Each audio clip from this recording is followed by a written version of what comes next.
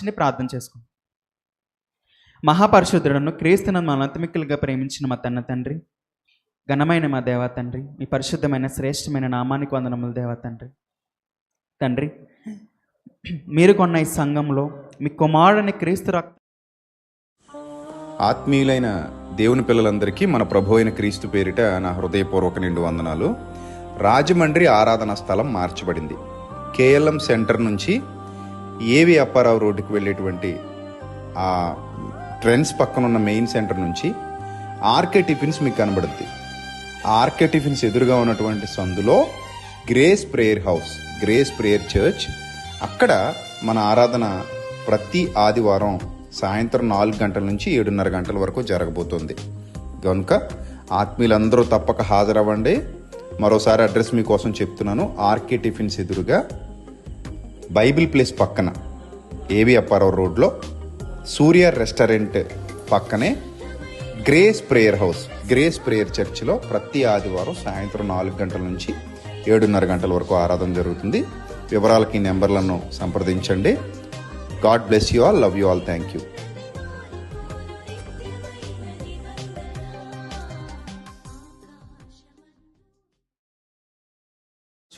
మీ వాక్య సహాయంతో తండ్రి అయినా మమ్మల్ని మేము తండ్రి మీ వాక్యమైన పాల చేత ఎప్పటికప్పుడు పెంపారచ్చు ముందుకు సాగుటకు మా సంఘాన్ని దీవించండి, ఆశీర్వదించండి తండ్రి. నైనా తర్వాత నిలబడి మాట్లాడుతున్నగా మీ దాసుని జ్ఞాపకం చేసుకోండి. ఆరోగ్యము, శక్తి, బలము, జ్ఞానం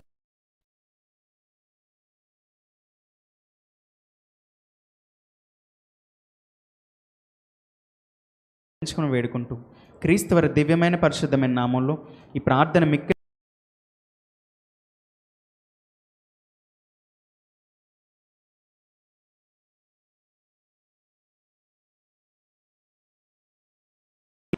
మరి ఇప్పటి వరకు చాలా విలువైన మాటలు మనకి తెలియపరిచిన సహోదరులు మణికంఠకి ప్రభు పేరట సంఘమందడి తరపున హృదయపూర్వకంగా వందనాలు తెలియజేస్తున్నాను. మంచిదండి. దయచేసి వెనకమాల ఉన్న వాళ్ళు దయచేసి ముందు సీట్లు ఫిల్ చేయాలని మిమ్మల్ని అందరినీ ప్రేమపూర్వకంగా మనం చేసుకుంటున్నాము. దయచేసి ఫ్రంట్ సీట్లు ఫిల్ చేయడానికి ప్రయత్నం చేయండి. వెనకమాలలో వచ్చేవాళ్ళు కూర్చోవడానికి అనుకూలంగా ఉంటుంది. మంచిదండి. మరి రెండో వర్తమానంలోనికి వెళ్ళే ముందు మనం అందరం లేచి నిలబడినట్లయితే ఒక ఆరాధన గీతాన్ని పాడుకొని రెండో వర్తమానంలోకి వెళ్దాం. దయచేసి అందరూ లేచి నిలబడండి. అలాగే రాజమండ్రి క్వైట్ టీం వారు దయచేసి ముందుకు రావాలని వారిని ప్రేమపూర్వకంగా ఆహ్వానిస్తున్నాం.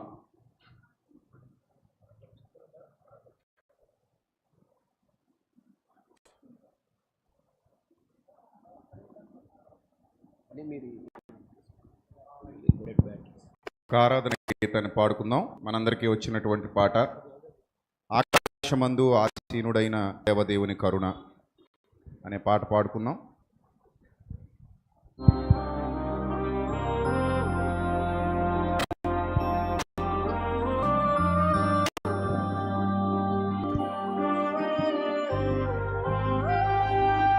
నాతో పాటు అందరూ కలిసి పాడండి.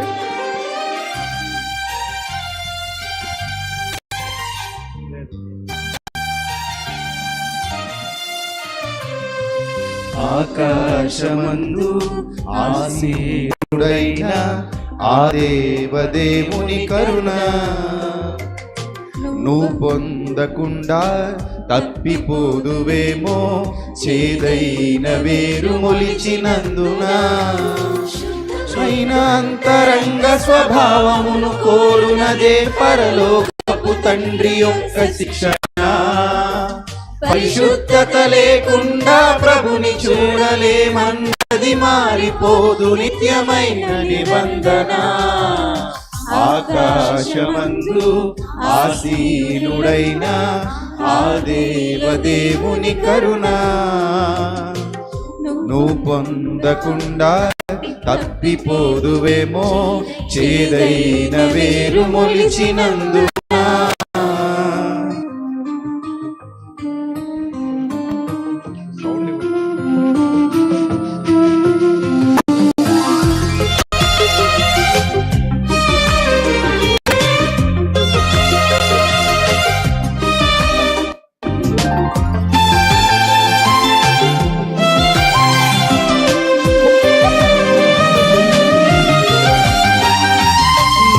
జీవమునకు నీకు పోవు మార్గము, అపవిత్రులు పోకూడని మార్గము. పరలోకమందు నీకు ప్రవేశము, పరిశుద్ధత లేకుంటే అసాధ్యము. నిత్య జీవమునకు పోవు మార్గము, అపవిత్రులు పోకూడని మార్గము. పరలోకమందు నీకు ప్రవేశము, పరిశుద్ధత లేకుంటే అసాధ్యము. క్రీస్తునందు వెలుగై ఉండాలి మీరు, చీకటిలో నడుచువారు ఆయన పిల్లలు కారు. క్రీస్తునందు వెలుగై ఉండాలి మీరు, చీకటిలో నడుచువారు ఆయన పిల్లలు కారు. దుష్ట మార్గములను విడిచి నీతి మార్గములలో నడుచుకొను వారి క్రీస్తు సంబంధులు. మోసపోయి తమను తాము పొడుచుకున్న వారంతా విశ్వాసము కోల్పోయిన భ్రష్టులు. ఆకాశమందు ఆసీనుడైన ఆ దేవదేవుని కరుణ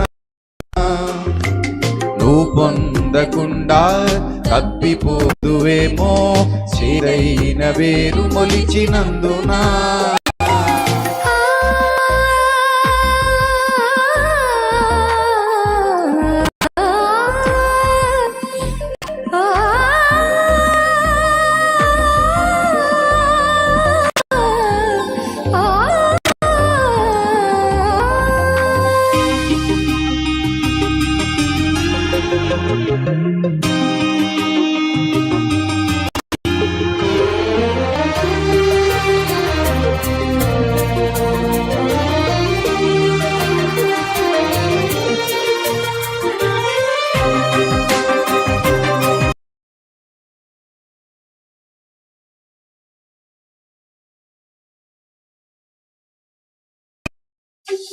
పాపమంటే ప్రభు యేసుకు అసహ్యము, పాపి మార్పు చెందుటయే ఇష్టము. మరణపు ముల్లే కదా పాపము, దానిని విరిచినది సిలువ యాగము. పాపమంటే ప్రభు యేసుకు అసహ్యము, పాపి మార్పు చెందుటయే ఇష్టము. మరణపు ముల్లే కదా పాపము, దానిని విరిచినది సిలువ యాగము. పౌలు శరీరములో ముళ్ళు పాపమే కాదు, నీతి కిరీటము పాపికి దక్కేది కాదు. పౌలు నందు ఉన్న ముళ్ళు పాపమే కాదు, నీతి కిరీటము పాపికి దక్కేది కాదు. దేవుని మూలముగా పుట్టిన వానిలో ఆ బీజము నిలుచు గనుక పాపమునే చేయడు. అపవాది మొదట నుండి పాపాత్ముడు కనుక వాని సంబంధులు పాపాన్ని మానరు. ఆకాశమందు ఆసీనుడైన ఆ దేవదేవుని కరుణ నువ్వు పొందకుండా తప్పిపోదువేమో, చేదైన వేరు మొలిచినందున.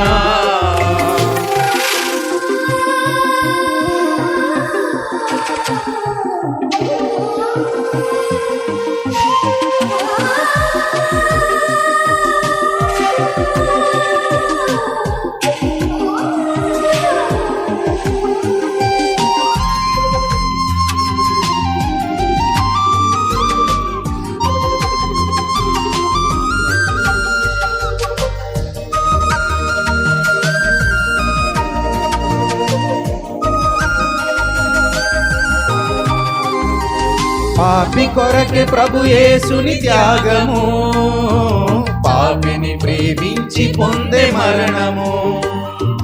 పాపము విడిచిన వారిదే సంఘము, పరిశుద్ధులకందరికీ నిలయము. పాపి కొరకే ప్రభు యేసుని త్యాగము, పాపిని ప్రేమించి పొందే మరణము. పాపము విడిచిన వారిదే సంఘము, పరిశుద్ధులకందరికీ నిలయము.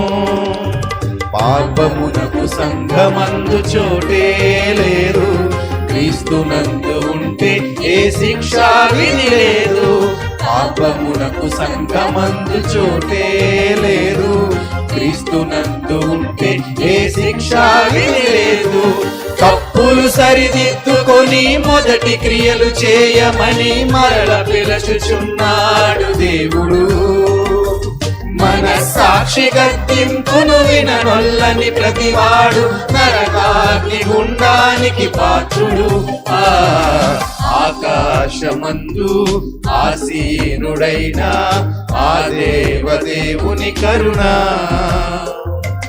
నువ్వు పొందకుండా తప్పిపోదువేమో, చేదైన వేరు మొలిచినందున. శుద్ధమైన అంతరంగ స్వభావమును కోరునది పరలోకపు తండ్రి యొక్క శిక్షణ. పరిశుద్ధత లేకుండా ప్రభుని చూడలేమన్నది మారిపోదు నిత్యమైన నిబంధన. ఆకాశమందు ఆసీనుడైన ఆ దేవదేవుని కరుణ నువ్వు పొందకుండా తప్పిపోదువేమో, చేదైన వేరు మొలిచినందున. దేవుడు మనందరి వినికిడిలో ఈ పాట ఫలింపజేసి మన హృదయాలలో ఆ జీవవాక్యాన్ని కొలువై ఉండేలా చేయునుగాక. దయచేసి అలాగే నిలబడండి, ప్రార్థన చేసుకుందాం. ప్రార్థన అనంతరం వాక్య ధ్యానంలోనికి వెళదాం. ప్రార్థన అందరూ ప్రార్థనలు ఏకీభవించండి. మహాపరిశుద్ధుడైన మా కన్న తండ్రి, మహోన్నతుడ, దయగల దేవ, కృపగల ప్రభు తండ్రి, మీ మాటలు జీవము కలిగినవి, అవి నిత్య జీవానికి నడిపించేవి, శక్తినిచ్చేవి, బలాన్ని ఇచ్చేవి, పాడైపోయిన హృదయాన్ని బాగు చేసేవి, చీకటితో నింపబడిన హృదయంలో వెలుగులు నింపేవి. తండ్రి, ఇక్కడ జరుగుతున్నటువంటి ఆరాధనలో సత్యవాక్యం కొరకు ప్రయాసపడొచ్చినటువంటి ప్రతి బిడ్డను దీవించండి, ఆశీర్వదించండి. జ్ఞానము దయచేయండి, వివేకము దయచేయండి. మీ సన్నిధి కాంతి పిల్లలందరి మీద ప్రకాశింపచేయండి. మీ వాక్యం వెత్తబడుతూ ఉండగా మీ శక్తి చేత, మీ బలము చేత బిడ్డలందరినీ కాపాడమని. దయగలిగిన దేవ, ప్రతి మాట వారి హృదయాలలో నాటబడి విరివిగా ఫలించి కుటుంబములన్నీ దీవించబడినట్లుగా, ఆశీర్వదింపబడినట్లుగా సహాయం దయచేయండి. ప్రతి కుటుంబానికి మీ కాపుదల ప్రసాదించండి. తండ్రి, మీ దాసుడిగా నన్ను బలపరిచి మీ సహాయమును అనుగ్రహించి మీ ఆత్మశక్తి చేత నింపి నడిపించి మీ సత్య వాక్కులను వారి హృదయాలలోనికి వెదజల్లమని. ప్రభువా, ప్రతి మాట మంచి నేలను పడిన విత్తనం వలె అనేక మందికి దీవెనకరంగా, మీ నామానికి మహిమకరంగా ఉండునట్లు సహాయం దయచేయండి. జ్ఞాన వివేకములతో అక్కచెల్లెమ్మలను, అన్నదమ్ములను నింపండి. ఇంకా మార్గంలో ఉన్న వారిని క్షేమంగా తోడుకుని రండి. వారికి మీ రెట్టింపు దేవుని ఆశీర్వాదాలు దయచేయండి. మీ సన్నిధి, మీ ప్రభావము మాకు ఆశీర్వాదకరము, మాకు దీవెనకరము. సత్యవాక్యము చేత తృప్తి పొందునట్లు అనేకులకు వెలిగిచ్చే దీపంగా మమ్మల్ని అందరినీ నిలువబెట్టమని. వ్యాధి బాధల చేత, శోధనల చేత పీడింపబడుతున్న ప్రతి వారికి వాటిని ఎదుర్కోగలిగే శక్తినిచ్చి, వాటిని గెలవగలిగే ధైర్యాన్ని, స్థైర్యాన్ని హృదయంలో పుట్టించి, ప్రభా, విశ్వాసము చేత కాపాడబడినట్లు, విశ్వాసము చేత శోధన జయించినట్లు మీ సహాయమును వారి కుటుంబాల మీదికి పంపించమని. ఈ వాక్యము ద్వారా అనేక మంది హృదయాలు బలపరచండి. లైవ్ ద్వారా వీక్షిస్తున్న బిడ్డలను కూడా దీవించండి, ఆశీర్వదించండి.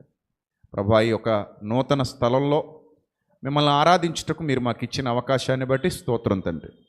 ఇక్కడున్న ప్రభా ఆనంద్ గారిని, వారి కుటుంబాన్ని, అలాగే జడ్సన్ అంకుల్ గారిని, వారి కుటుంబాన్ని కూడా దీవించండి, ఆశీర్వదించండి.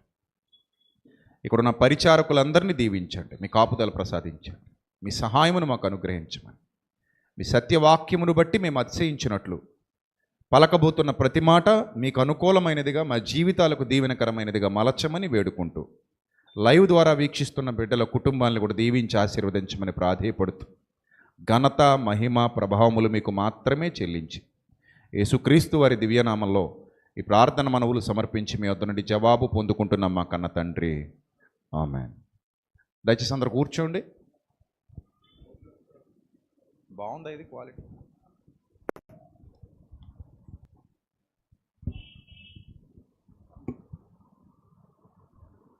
రైట్. మరొకసారి మీ అందరికీ మన ప్రభు అయిన క్రీస్తు పేరిట నా హృదయపూర్వక నిండు వందనాలు తెలియజేస్తున్నాను. దయచేసి బయట ఉన్నవారు ఎలాంటి డిస్టర్బెన్స్ లేకుండా లోపల ఇంకా చాలా సీట్స్ ఖాళీ ఉన్నాయి. ముందు మీరు లోపలికి వచ్చి కూర్చుంటే మిగిలిన వారు బయట కూర్చుంటారు. వాలంటీర్స్ దృష్టిలో పెట్టుకోండి. ఒక విలువైన విషయాన్ని మరలా మనం వినబోతున్నాం. ఉదయకాలం కొన్ని సంగతులు నేను దైవ గ్రంథంలో నుండి వివరించడం జరిగింది. ఉదయకాలపు ఆరాధనలో లైవ్ ద్వారా చూసిన వాళ్ళకి ఆ విషయాలు అర్థమవుతాయి. మరికొన్ని సంగతులు ఇప్పుడు నేను మీకు చెప్పబోతున్నాను, జాగ్రత్తగా వినండి. యేసు ప్రభు ఈ లోకానికి వచ్చేంత వరకు కూడా సమాజంలో చాలామంది ఆత్మీయ అంధకారంలో ఉన్నారు. ఎక్కడున్నారు? ఆత్మీయ అంధకారంలో ఉన్నారు. ఆత్మీయ అంధకారం అంటే ఏంటంటే జ్ఞానం అనేది తెలియక చీకట్లో ఉండటం. చూడండి, మనం చిన్నతనం నుంచి మన పల్లె ప్రాంతాలలో చాలా మూఢనమ్మకాలు చూసాం. మూఢనమ్మకాలు, ఈ మూఢనమ్మకాలు ఎందుకు ఏర్పడ్డాయి? వాటిని ఎలా నమ్మేవారు అంటే నిజంగానే అవి మూఢనమ్మకాలు అన్నట్టుగా ఉండేవారు కాదు ప్రజలు. ఎలా నమ్మేవారు వాటిని? దైవమే ఆజ్ఞాపించి భూమి మీదకి పంపించింది అన్నట్టుగా మూఢనమ్మకాలను విశ్వసించేవారు. అవునా కాదా? మీరు చెప్పండి. అంతెందుకు, ఉదాహరణకి పిల్లి ఎదురైతే వెళ్ళకూడదు, ఎంత బలంగా నమ్మేవారు దాన్ని. తుమ్మితే తాళి కట్టకూడదు, ఎంత బలంగా నమ్మేవారు దాన్ని.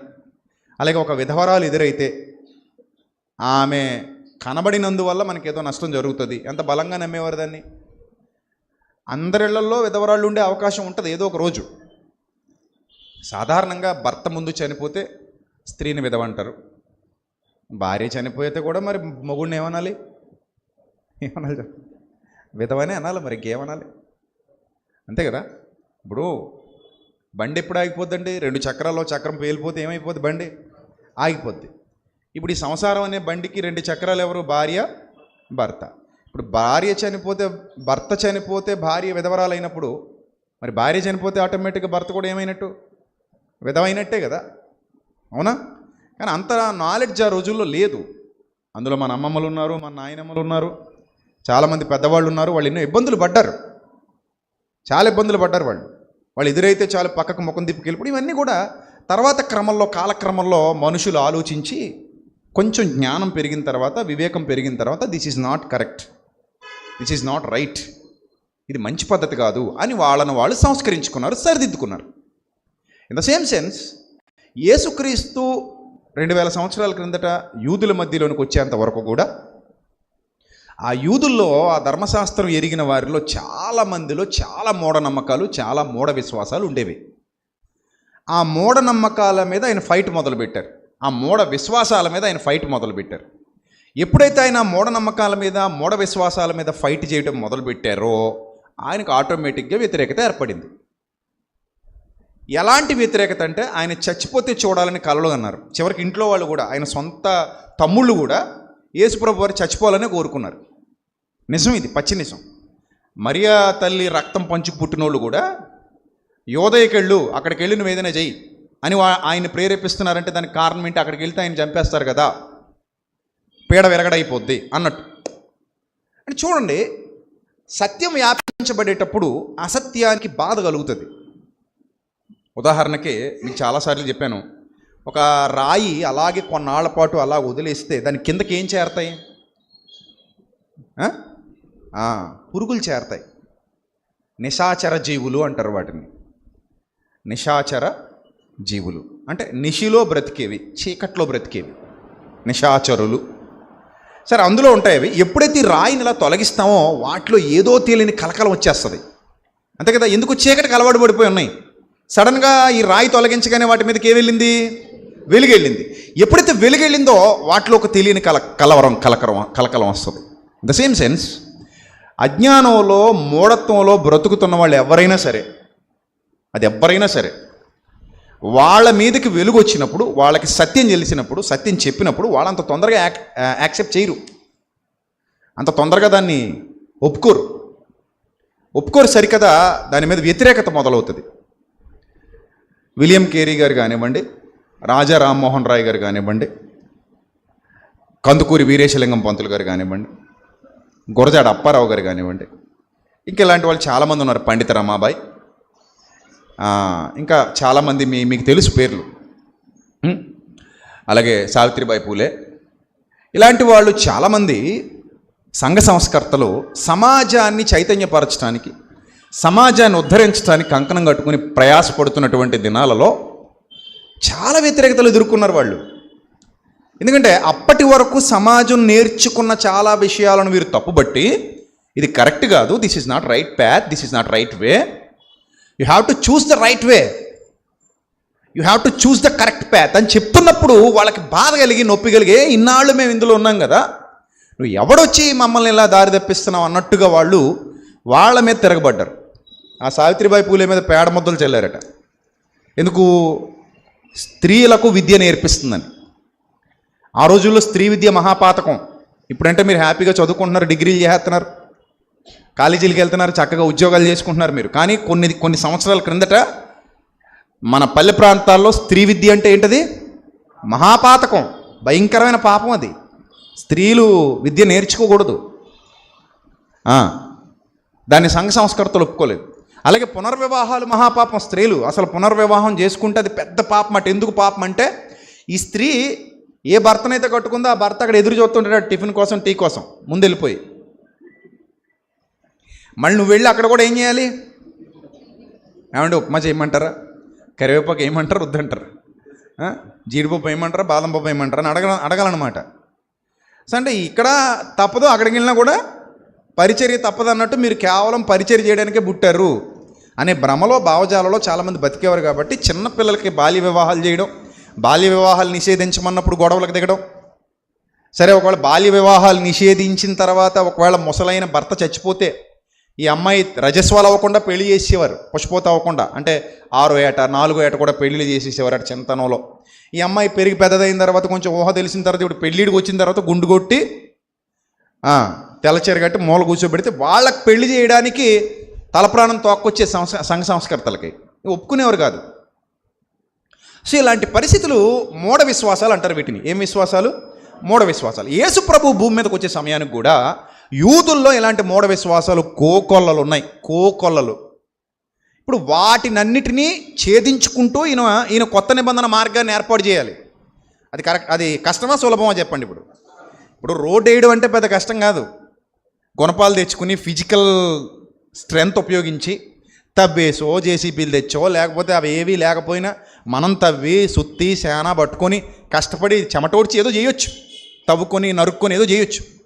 కానీ హృదయాలలో బాట వేయడం, that is not an easy process. చాలా కష్టం అది. హృదయాలలో బాటలు వేయాలి, హృదయాలను ఒప్పించాలి, హృదయాలు అంగీకరించాలి, హృదయం ఒప్పుకోవాలి, మనిషి అంతరంగంలో ఒప్పుకోవాలి. మనిషి అజ్ఞానం కలిగిపోతే తప్ప అంతరంగంలో సత్యం స్థిరంగా నిలబడదు. లోపల నిండా అజ్ఞానం ఉన్నప్పుడు సత్యం ఎలా స్థిరపడుతుంది? లోపల నిండా మూఢత్వం ఉన్నప్పుడు సత్యం ఎలా ఏర్పాటు అవుతుంది? అవదు. అంటే లోపల హృదయం మారాలి అంటే అది ఎంత కష్టమో ప్రభువుకు తెలుసు, అపోస్తలులకు తెలుసు. ఒకవేళ పరిచర్యలో ఉంటే మీకు కూడా అర్థమవుతుంది. ఈ 15 ఏళ్లలో చాలా చూశాను నేను అలాగా. హృదయాన్ని గెలవడం అంత ఈజీ అయితే కాదు.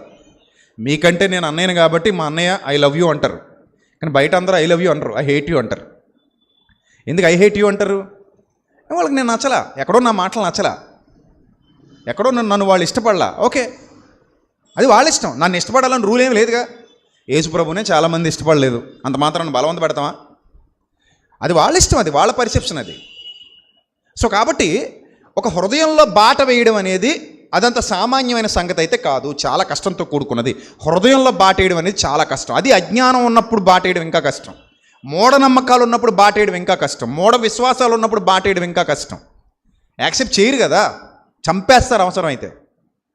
క్రిస్టియానిటీలో కూడా మూఢత్వం గతంలో ఉండేది, దానికి నిజాలు ఉన్నాయి, సాక్ష్యాలు ఉన్నాయి.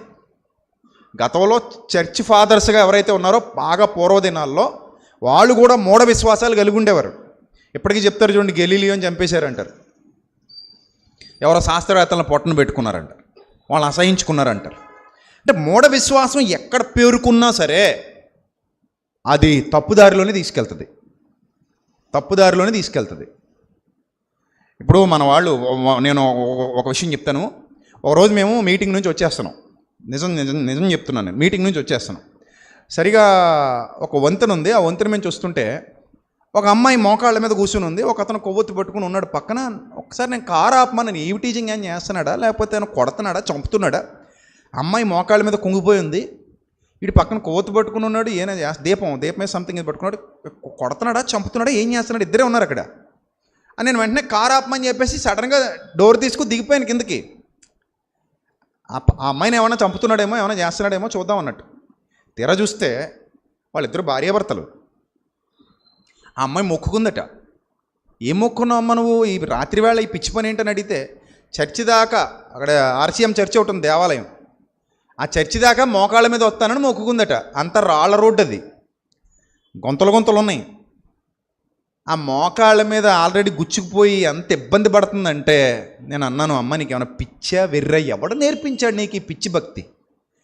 నీకు ఈ పిచ్చి భక్తి ఎవడు నేర్పించాడు? అసలు నీ మోకాళ్ళకు రక్తం వస్తే ఆయన హ్యాపీ ఫీల్ అవుతున్నాడంటే ఆయనకంటే భయంకరుడు ప్రపంచంలో ఇంకొకడు ఉండడు. అలాంటి వాడు మన దేవుడు కాడు. ఆయన కోరలేదమ్మా ఇలాంటి పనికిమాలిన పనులు, నీకు ఎవరు నేర్పించాడు అంటే మీరు వెళ్ళండి అంది.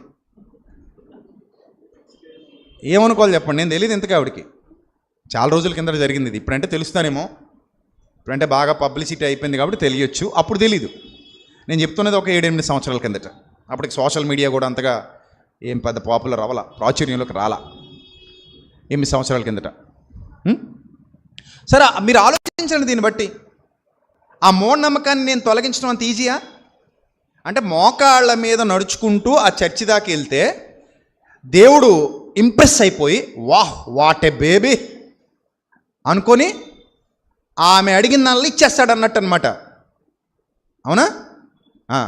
మనుషులు కూడా ఈ సిద్ధాంతాలు అవలంబిస్తుంటారు కొన్ని సందర్భాలు. అంటే మనం ఏదైనా పంతం బట్టి కూర్చుంటే, బొంగమూతి పెట్టి కూర్చుంటే, భోజనం మానేస్తే, లేదా బెదిరిస్తే, బ్లాక్మెయిల్ చేస్తే పనులు అయిపోతాయి.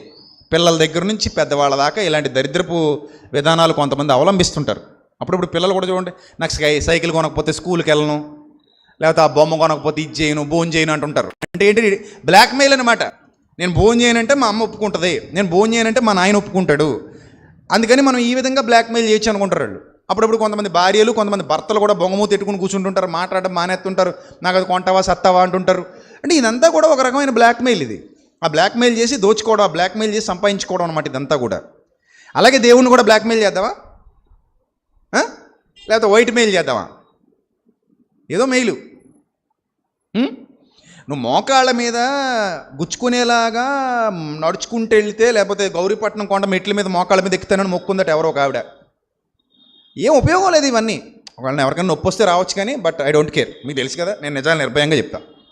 వాళ్ళు క్రిస్టియన్స్ అయినా ఇంకొకళ్ళైనా సరే, మన ఇంట్లో అయినా ఇలాగే మాట్లాడాలి, పక్కింట్లో అయినా ఇలాగ మాట్లాడి నిజాలు నిర్భయంగా మాట్లాడాలి. సో మన వాళ్ళు కూడా చాలామంది గౌరీపట్నం కొండ ఎలా ఎక్కుతారట? మన వాళ్ళు మెట్ల మీద ఎక్కుతారా? మోకాళ్ళ మీద? అసలు ఉంటాడా కొండ మీద దేవుడు? నీ హృదయంలో ఉంటాడా? చెప్పండి, ఎక్కడుంటాడు దేవుడు? బైబిల్ ఏం చెప్పిందో అది చెప్పండి. కొండ మీద ఉంటాడంటే నేను ఎక్కుతాను, రేపు పొద్దున వెళ్దాం, మనందరం వెళ్దాం. కొండ మీద ఉండడు కదా, ఎక్కడుంటాడు ఆయన? నా హృదయంలో ఉంటానని చెప్పాడు ఆయన కదా. నీ దేహమే దేవుని ఆలయం, నీ హృదయమే దేవుని మందిరం బైబిల్ ఘోషించింది. మరి అలాంటప్పుడు నువ్వు గౌరీపట్నం కొండ మోకాళ్ళ మీద ఎక్కుతానంటే దాన్ని ఏ రకంగా తీసుకోవాలంటావు చెప్పు? సో మూఢత్వం అది. ఇప్పుడు దాని గురించి నేను ఎక్స్ప్లెయిన్ చేయాలి అవ్వదు. మార్చి 21 నుంచి 25 వరకు అనుకుంటాను, డేట్ నాకు సరిగా గుర్తులేదు. కానీ గౌరీపట్నంలో 3 రోజుల పాటు భయంకరమైన అదే తీర్థం జరుగుతుంది. పుణ్యగిరి మాత క్షేత్రమా తీర్థమా ఏదో అంటారు దాన్ని, ఏదో పేరు నిర్మలగిరి. ఆ నిర్మలగిరి మాత ఏటదే మీకు బాగా తెలుసు. సో ఏదో ఉంటుంది సంథింగ్.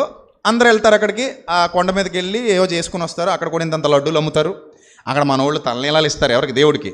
గుండు గీసేసుకొచ్చేస్తారు మనోళ్ళు. ఎక్కడ ఇచ్చారు? ఆ గౌరీపట్నం కొండ మీద ఇచ్చానండి. ఏంటిది? ఇదే ఏటా పేలు, చుండ్రు, ఇంకేముంటాయి అవి మొత్తం ఎవరికి ఇచ్చావు? యేసుప్రభుకి మరియమ్మకి ఇచ్చావు అనమాట పట్టుకెళ్ళి. తీసుకున్నాడంటావా ఆయన? తీసుకున్నాడంటావా ఆయన?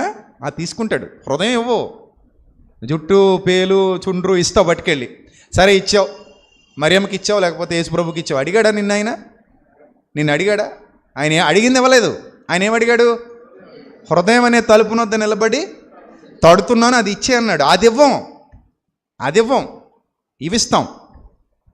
సరే ఆ 3 రోజులు భయంకరమైన ఆరాధన జరుగుతుంది అక్కడ ఎన్ని అసాంఘిక కార్యకలాపాలు జరుగుతాయో అక్కడికి వెళ్ళిన వాళ్ళు చెప్తుంటారు. సరే ఇప్పుడు అక్కడ మైక్ పెట్టుకుని మనం మాట్లాడామనుకోండి, అక్కడికి వచ్చిన వాళ్ళందరూ ఏ వేలో వస్తారు? వాళ్ళు అనుకున్నదే రైట్ అనుకుని వస్తారు. ఇప్పుడు నేను అక్కడ మైక్ పెట్టుకుని ఇదే ప్రసంగం చేశాను అనుకోండి, వీలైతే నా మీద 2 రాళ్ళు వేసిపోతారు. అంతే మరి. మమ్మల్ని చూసి ఏడుస్తున్నాడు వీడు, మమ్మల్ని చూసి కుళ్ళుకుంటున్నాడు, మా గొడవ నీకు ఎందుకయ్యా, నీ భక్తి నీది, మా భక్తి మాది, నిన్ను ఎవడని అడిగాడా, నేను చెప్పమన్నావు మేము, మా ఇష్టం అంటారు తప్ప. అలా కాదు నాయన, బైబిల్ ఇలా ఉంది, మన బైబిల్ ఇలా బోధించిందంటే నువ్వు మాట్లాడక, మా బైబిల్ గురించి మాకు చెప్పక. ఇంకా మేము ఎన్నో సంవత్సరాలుగా చేస్తున్నాం ఇక్కడ, ఇదేం మాకు కొత్త కాదు, నువ్వు చెప్పక మాకు, గెట్ అవుట్ అంటారు తప్ప అర్థం చేసుకోండి అని బ్రతిమలాడినా అర్థం చేసుకోరు. ఇదే విషయం, ఇదే విధానం ఆ రోజు శాస్త్రులకి పరిసయ్యులకి యేసుప్రభుకి మధ్యలో జరిగింది. అంతకుమించి ఏమీ లేదు. ఆ రోజు శాస్త్రులు పరిసయ్యులు యేసుప్రభు వారిని అర్థం చేసుకోకుండా దూషించడానికి గల ప్రధానమైన కారణం ఇదే. ఆ మూఢత్వాన్ని తీసేయాలనుకున్నాడు ఆయన, వాళ్ళు ఒప్పుకోలేదు. ఆ అజ్ఞానాన్ని తీసేయాలనుకున్నాడు ఆయన, వాళ్ళు ఒప్పుకోలేదు. ఒప్పుకోకపోగా ఆయన మీద తిరుగుబాటు చేశారు. సో అదే సిలువ దాకా తీసుకెళ్ళింది ఎవరిని? యేసుప్రభు వారిని. వాళ్ళు దగ్గరుండి మరీ సిలువ వేయించారు. వారి కేకలే గెలిచాయని రాయబడింది గ్రంథంలో. ఏం రాయబడింది? వారి కేకలే గెలిచాయి, ఈయన సిలువ వేయండి అని గొడవ చేశారట. రైటా? రైట్. ఇప్పుడు మీ అందరికీ పాయింట్లోకి వచ్చేస్తున్నాను. ఇలాంటి పరిస్థితుల్లో ఆయన వచ్చి మొదలుపెట్టాడు. ఏంటట మొదలుపెట్టింది? మత్తయి సువార్త 15వ అధ్యాయం మొదటి నుంచి చూద్దాం. ఇప్పుడు మత్తయి సువార్త 15వ అధ్యాయము మొదటి నుంచి కొన్ని విషయాలు చూద్దాం. జాగ్రత్తగా చూడండి. తీని అందరూ తీసారా? శ్రీని గారు అంటే స్పీడ్గా ఉంటాడు పాపం. మీరు రెడీనా? రైట్, చదవండి. ఇప్పుడు చదవండి. మత్తయి సువార్త 15:1. ఆ సమయమున యెరూషలేము నుంచి శాస్త్రులు పరిసయ్యులు యేసుప్రభు దగ్గరికి వచ్చారట. యెరూషలేము నుంచి ఎవరు వచ్చారు? శాస్త్రులు పరిసయ్యులు. అంటే శత్రువులు ఆయనకి, ఆయన శత్రువుగా భావిస్తున్నోళ్ళు. ఆయన నచ్చరేళ్ళకి. గుంపు పెద్ద గుంపే, కానీ యేసుప్రభు నచ్చడు. శాస్త్రులు పరిసయ్యులు యేసుని వద్దకు వచ్చి, నీ శిష్యులు చేతులు కడుక్కోకుండా భోజనం చేస్తున్నారే. పట్టుకున్నారు, ఎక్కడో పాయింట్ పట్టుకున్నారు. నీ శిష్యులు చేతులు కడుక్కోకుండా భోజనం చేస్తున్నారు, వారెందు నిమిత్తం పెద్దల పారంపర్యాచారాన్ని అతిక్రమిస్తున్నారని అడిగారట. మీరు గమనించండి, ధర్మశాస్త్రాలు ఎక్కడైనా చేతులు కడుక్కోకుండా భోజనం చేయకూడదని ఉందా? రూలు ఉందా? లేదు. మరి ఎక్కడి నుంచి వచ్చింది రూలు? దేవుడు చెప్పలేదట. మరి ఎవరు చెప్పారు? పెద్దలు చెప్పారు. ఇప్పుడు నేను ఇందాక అడిగిన దాంట్లో గౌరీపట్నం కొండకెళ్ళి గుండు కొట్టించుకోమని బైబిల్లో ఉందా? మరి ఎవరు పెట్టారు? అది పెద్దలు పెట్టారు. ఆ పెద్దలు ఎవరు? నాకు తెలదు. మీకు తెలిస్తే మీరు చెప్పండి. ఆ పెద్దలు కూడా ఇలాంటి పెద్దలే. అలాగే గౌరీపట్నం కొండ మెట్ల మీద, మోకాళ్ళ మీద మెట్లు ఎక్కాలని ఎక్కడైనా ఉందా బైబిల్లో?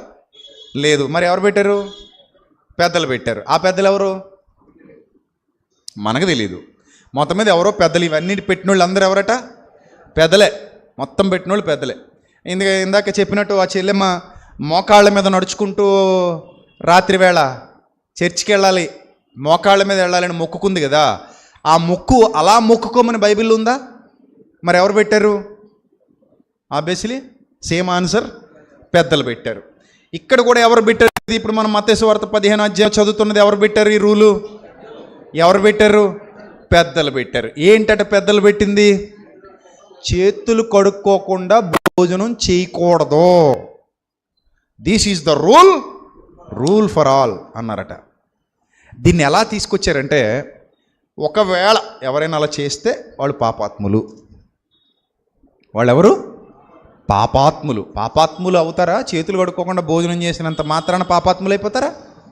అవరు. ఒకవేళ అలా చేస్తున్నారనుకోండి, ఎవరైనా చేతులు అశుభ్రంగా ఉన్నాయనుకోండి, తినేస్తున్నారనుకోండి, మనం ఏమంటాం? పాపాత్ములు అనం, శుభ్రం తెలియని వాళ్ళు అంటాం. ఏమంటాం? నీట్నెస్ లేదు, టేబుల్ మేనర్స్ లేదు,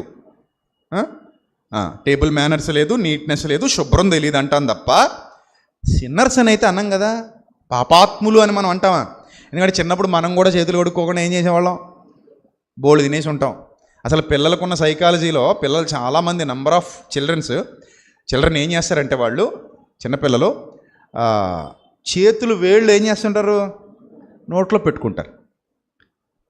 ఇంచుమించు వాళ్ళకి 7-8 ఏళ్ల వయసు వచ్చేంతవరకు కొంతమందికి ఉంటుంది అది. ఇంకా ఎలా పెట్టుకుంటాడు ఒకడు తీడు. తీస్తే ఏడిచేస్తుంటాడు. అలవాటు అయిపోద్ది ఇంక వాళ్ళకి. సో అలా ఉంటారు. అంత మాత్రాన వాళ్ళు పాపాత్ములు కాదు సుమా. అదొక అలవాటు, కొన్నాళ్ళకి తప్పిపోద్ది అది. ఇప్పుడు ఇక్కడ చేతులు కడుక్కోకుండా భోజనం చేసినందుకు యేసు ప్రభు దగ్గరికి వచ్చి అడుగుతున్నారట. ఏమని? ఏమన్నా బాగుందా నీ శిష్యులా? చివరికి ఇదే నేర్పించావు నువ్వు, చివరికి ఇలా చేసావన్నమాట. నీతో తిప్పుకొని నీతో తిరుగుతున్నోళ్ళు ఇంత చండాలంగా ఉంటారని మేమైతే అనుకోలేదు. మొత్తం మీద వచ్చి ఆయనతో వాదన. నీ శిష్యులు చేతులు కడుక్కోకుండా ఏం చేస్తున్నారు? భోజనం చేస్తున్నారు. నెక్స్ట్, వారు ఎందుకు పెద్దల ఆచారాన్ని గౌరవించట్లేదు అని అడిగారట. అంటే ఎక్కువ శాతం మంది దేనికి లోబడిపోయి ఉన్నారంటే పెద్దల ఆచారానికి. ఎందుకు? ఒక విషయాన్ని అలవాటు చేసేస్తే అది కొన్నాళ్ళకి సూత్రమై కూర్చుంటుంది. అలవాటు అయిపోయింది కాబట్టి సూత్రం అయిపోయింది. అలవాటు లేకపోతే అది సూత్రం కాదు. అర్థమైందా? రైట్, ఇప్పుడు చూద్దాం కిందకి. అందుకు ఆయన, మీరును మీ పారంపర్యాచారం నిమిత్తమై దేవుని ఆజ్ఞను ఎందుకు అతిక్రమిస్తున్నారో? క్వశ్చన్కి క్వశ్చనే ఆన్సర్ ఒక్కో సందర్భంలో. మరలా గుర్తుపెట్టుకోండి, క్వశ్చన్కి ఆన్సర్ కాదు ఒక్కోసారికి క్వశ్చన్కి క్వశ్చనే ఆన్సరు. ఎందుకంటే క్వశ్చన్కి క్వశ్చన్ ఆన్సర్ కాకపోతే అవతలోడు జ్ఞానిని అనుకుంటాడు. ముఖ్యంగా డిబేట్స్ జరుగుతున్నప్పుడు క్వశ్చన్కి క్వశ్చన్ ఆన్సర్ అవుతుంటుంది ఒక్కోసారి. ఇక్కడ కూడా జరుగుతున్నది ఒక రకంగా డిబేటే. ఎవరికి డిబేట్? శాస్త్రులకి పరిచయాలకి యేసుప్రభు వారికి మధ్య జరుగుతున్నటువంటి డిబేట్ ఇది. ఈ చర్చలో, ఈ డిబేట్లో అంశం ఏమిటి అంటే, చేతులు కడుక్కోకుండా భోజనం చేయొచ్చా, పారంపర్యాచారాలు అనే అంశం మీద వాళ్ళిద్దరి మధ్యలో వాదన. ఎవరెవరికి? అటువైపు శాస్త్రుల పరిచయాలు, ఇటువైపు యేసుక్రీస్తు. ఈ శాస్త్రుల పరిచయాలు యేసుప్రభు వారిని అడుగుతున్నారు, నీ శిష్యులు చేతులు కడుక్కోకుండా భోజనం ఎందుకు చేశారు? పెద్దల పారంపర్యాచారం. ఇప్పుడు ఈయనేమన్నాడంటే, సరే ఆ పెద్దల పారంపర్యాచారం కోసం మీరు దేవుని ఆజ్ఞను ఎందుకు అతిక్రమిస్తున్నారు? దేవుడు గొప్పడా, పెద్దలు గొప్పడా? ఇప్పుడు యేసుప్రభు వారి ప్రశ్న తిరిగిపోతుంది. అంతే కదా. ఇప్పుడు పెద్దలు గొప్పోళ్ళా, దేవుడు గొప్పడా? దేవుడు గొప్పోడు. మీరు పెద్దల కోసం ఎవరి ఆజ్ఞను పక్కన పెట్టేశారు? దేవుడి ఆజ్ఞను పక్కన పెట్టేశారు. అంటే మీకు ఇప్పుడు పెద్దలు గొప్ప. ఇప్పుడు ఈ పెద్దలు చెప్పింది దేవుడు చెప్పలా. చేతులు కడుక్కోకుండా భోజనం చెయ్యొద్దు అనే రూల్ ఎక్కడా లేదు. 10 ఆజ్ఞల్లో ఎక్కడా లేదు. పోనీ ఆ తర్వాత వచ్చిన ఆజ్ఞల్లో కూడా ఎక్కడా లేదు ఎక్కడ. ఇప్పుడు చేతులు కడుక్కోకుండా కూడా కొన్ని సందర్భాల్లో భోజనం చేయొచ్చు. ఎలా చేయొచ్చు? స్పూన్తో తినొచ్చు. అప్పుడు చేయి కడుక్కోక్కర్లా. ఏం కనుక్కుంటే సరిపోద్ది? స్పూన్ కడుక్కుంటే సరిపోద్ది. అంతేనా? చక్కగా స్పూన్తో కలిపేసుకొని, హోటల్స్లో ఎక్కువ ఎలా తింటాం? మ్యాక్సిమం కదా, స్పూన్తో తినేస్తాం. ఫోర్క్ ఉంటుంది, స్పూన్ ఉంటుంది, చక్కగా తింటుంటాం హోటల్స్కి వెళ్ళినప్పుడు. ఒక్కొక్కసారి చేత్తో కలుపుకుని తింటాం, శుభ్రం చేతులు కడుక్కుంటాం. But that is not God's law. దేవుని ఆజ్ఞ అయితే కాదు. కొన్ని మనం తీసుకోవాలి నిర్ణయాలు. మనకు తెలుస్తాయి ఎలా ఉండాలి, ఎలా ఉండకూడదు, ఏం చేయాలి, ఏం చేయకూడదు. కొన్ని మన కామన్ సెన్స్ అంటాం వాటిని. ఆ కామన్ సెన్స్తో నిర్ణయాలు తీసుకుంటాం కదా. రైట్, ఇప్పుడు ఇక్కడ చూడండి ఏం జరిగిందంటే, అందుకు ఆయన, మీరు మీ పారంపర్యాచారం నిమిత్తమై దేవుని ఆజ్ఞను ఎందుకు అతిక్రమిస్తున్నారు? క్వశ్చన్ చేశారు. మీరు ఎందుకు దేవుని ఆజ్ఞను అతిక్రమిస్తున్నారు? క్వశ్చన్. ఒక్కడి దగ్గర కూడా ఆన్సర్ లేదు. ఇంతకీ వాళ్ళు ఏం చేశారో తప్పు కూడా చెప్తున్నారు. చూడండి యేసుప్రభు వారు, తల్లిదండ్రులను గణపరచమని తల్లినైనా తండ్రినైనా దూషించేవాడు తప్పక మరణం పొందాలని దేవుడు సెలవిచ్చాడు. చేతులు కడుక్కోకుండా భోజనం చేయొద్దని దేవుడు సెలవివ్వలా. కానీ తల్లిని తండ్రిని గణపరచండి, వాళ్ళని దూషించేవాడు తప్పకుండా మరణశిక్ష పొందాలి అన్న ఆజ్ఞ ఎవరిచ్చారట? చెప్పండి, ఎవరిచ్చారట? దేవుడిచ్చాడు. దేవుడిచ్చిన ఆజ్ఞనేమో మీరు గాలికి వదిలేశారు. పెద్దల ఆచారాలేమో గొప్పవని చెప్పి మాకు చెప్తున్నారు. ఏది ఇంపార్టెంట్? మీ పెద్దలు చెప్పినవి ఇంపార్టెంటా, దేవుడు చెప్పినవి ఇంపార్టెంటా? దేవుడు చెప్పినవి ఇంపార్టెంట్. ఇక్కడ దేవుడు చెప్పిన దాన్ని ఎలా వదిలేశారో చూడండి. మీరైతే, ఒకడు తన తండ్రినైనను తల్లినైనను చూచి, నా వల్ల నీకు బియ్యం అవసరమా, నా వల్ల నీకు డబ్బులు అవసరమా, నా వల్ల నీకు ఇల్లు అవసరమా, నా వల్ల నీకు మందులు అవసరమా, నా వల్ల నీకు ఏది ప్రయోజనమో అది నీకు ఇవ్వకుండా దేవుడికి ఇచ్చేస్తే, అంటే శాస్త్రులకి పరిచయులకి ఇచ్చేస్తే, అతడు తన తండ్రినైనా తల్లినైనా గణపరచక్కర్లేదు అని కొత్త సిద్ధాంతం పుట్టించారట. వాట్ ఏ వండర్ఫుల్ లా. అంటే మీ అమ్మకి నాన్నకి మందులు కొనాలి. మందులు కొనాలంటే 1000 రూపాయలు అవుతున్నాయి. ఆ 1000 రూపాయలు నువ్వు దేవుడు ఉండిలో వేస్తే, శాస్త్రుల పరిచయాలు ఉండిలో వేస్తే ఆ దేవార్పితం మీ అమ్మ నాన్నకి మందులు కొనకపోయినా నీకు పాపం ఉండదు. అబ్బాబ్బా ఎంత మంచి వెసులుబాటు ఇచ్చారు. ఇందుక దేవుడు చెప్పాడా, మనుషులు పుట్టించారా? అది దేవుడు చెప్పలేదు అలాగా. మీ అమ్మని నాన్నే గనపరచు, సన్మానించు, వాళ్ళని ఆదరించు, ఆదుకో అని చెప్పాడు దేవుడు. వీళ్ళు దానికి కొత్త సిద్ధాంతం, అంటే రెమెడీస్ అంటారు అనమాట. న్యూ రెమెడీస్, న్యూ యాక్ట్స్, కొత్తవి. అంటే వీళ్ళకు అనుకూలంగా, వీళ్ళకు ప్రయోజనకరంగా ఉండేవి, సృష్టించారు. సృష్టించి పెద్దలు ఏం చెప్పారంటే, మీ అమ్మా నాన్నకు అన్నం పెట్టకపోయినా పర్లేదు, మా హుండీలో వేసే సరిపోద్ది. మీ అమ్మా నాన్నకు అన్నం పెట్టకపోయినా పర్లేదు, ఆ డబ్బులు మాకు ఇచ్చేయి సరిపోద్ది అన్నట్టుగా కొత్త సిద్ధాంతాలు పుట్టిస్తే ఈ ప్రజలు దేవుని వాక్యాన్ని పక్కన పెట్టి గుడ్డిగా వాటిని ఫాలో అయిపోయి ముసలాళ్ళనందరినీ గాలికి వదిలేయడం మొదలుపెట్టారు. మీరు బాగా అర్థం చేసుకోండి. మనం కూడా ఒకరోజు ఏమవుతాం చెప్పండి? ఏమవుతాం? ముసలాళ్ళు అవుతాం. ఆ రోజు మీకు నడువు వంగిపోదా? లేవగలుగుతారా? అన్నం తినగలుగుతారా? వంట చేసుకోగలుగుతారా? పనికి వెళ్ళగలుగుతారా? అప్పుడు ఖచ్చితంగా మీకు ఒకరి సహాయం కావాలి. ఈ రోజంటే 2 చేతులు 2 కాళ్ళు ఆడుతున్నాయి కాబట్టి బయటికి వెళ్ళిపోయి సంపాదించుకొని తిని హ్యాపీగా బతకొచ్చు. బట్ అన్ని సందర్భాల్లో అదే జరుగుతుందనడానికి అవకాశం లేదు. ఒకానొక స్టేజ్కి వెళ్ళిన తర్వాత మీరు ఆగిపోతారు, నేను ఆగిపోతాను, మనందరం ఆగిపోతాం. అప్పుడు ఖచ్చితంగా మనకి మన పిల్లలైనా, లేదా మన దగ్గర డబ్బులుంటే ఎవరైనా నర్సులైనా, ఇంకొకళ్ళైనా ఖచ్చితంగా మనకి ఏం చేయాలి? హెల్ప్ చేయాలి. హెల్ప్ లేకుండా బతకడం అసంభవం, అసాధ్యం. ఒక స్టేజ్ వస్తుంది, ఫైనల్ స్టేజ్. మంచం పట్టొచ్చు, లేదా మంచం మీద ఉండి అన్ని చాకరీలు చేయించుకోవాల్సిన పరిస్థితి రావచ్చు, వండుకోలేకపోవచ్చు, ఎవరో ఒకళ్ళు వండి పెట్టాల్సిన పరిస్థితి రావచ్చు. అప్పుడు మన దగ్గర డబ్బులైనా ఉండాలి, లేకపోతే పిల్లలైనా చూసుకోవాలి. ఆ సిచ్యువేషన్లోకి మనం కూడా వెళ్తాం, నో డౌట్ ఎటాలి. అందులో ఒకవేళ 80-90 ఏళ్ళు వచ్చేస్తే నువ్వు నేను కూడా వెళ్ళాలి. అది ప్రకృతి నియమం. అధిక బలం ఉన్న ఎడల 80 సంవత్సరములు అయినను వాటి వైభవము ఆయాసమే దుఃఖమే అన్నాడు. వెళ్ళాలి, వెళ్ళకుండా ఈ జీవితాన్ని దాటలేము. ఒకవేళ ఏమైనా తిరుగుతూ ఉండగా, ఈ మధ్య చూడండి చాలామంది డ్యాన్స్ ఎత్తు పడిపోతున్నారు. సోషల్ మీడియాలో వీడియోలు చూస్తున్నాం కదా, డ్యాన్స్ లేస్తా పడిపోతున్నారు వెనక్కి. అలా సులువుగా పోయాం అనుకోండి, అది వేరే విషయం. ఆ తర్వాత అంటారు, అబ్బా ఎంత మంచి చావు వచ్చిందండి, తిరుగుతా పోయాడండి. ఏంటట? తిరుగుతా ఏమయ్యాడట? పోయాడండి అంటారు. సరే, అలాంటి పరిస్థితి వస్తుంది. ఇది ఏం చేశారంటే దుర్మార్గులు, అమ్మకే నాన్నకి అన్నం పెట్టడం మానేశారు. ప్రభు కరెక్ట్ టైం చూసి బాణం వేశారు. సరిగ్గా దొరికారా మీరని. నెక్స్ట్ చూద్దాం. మీరు మీ పారంపర్యాచారము నిమిత్తమై దేవుని వాక్యమును నిరర్ధకము చేయుచున్నారు. వేషధారులారా అన్నాడు 7వ వచనం. ఏంటట? వేషధారులారా. ఎంత స్ట్రాంగ్ వర్డ్ అండి అది. నొప్పి వస్తుందా రాదా? తప్పు చేసేవాడికి నొప్పి వస్తుందా రాదా? వస్తుంది. యేసుప్రభు వారి బోధ అలా ఉండేది. చాలా ఖండితమైన బోధ, ఖచ్చితమైన బోధ. నొప్పి పుట్టించినా సరే బుద్ధి రప్పించాలనేటువంటి బోధ యేసుక్రీస్తు ప్రభు వారి బోధ. వేషధారులారా అన్నాడట. అలాగనేసరికి వాళ్ళకి బాధ కలిగింది. ఏమన్నాడు? యెషయా గ్రంథంలో రెఫరెన్స్ చూపిస్తూ, ఈ ప్రజలు తమ పెదవులతో నన్ను గనపరుస్తారు కానీ వారి హృదయం నాకు దూరంగా ఉంది, నేను హృదయంలో లేను.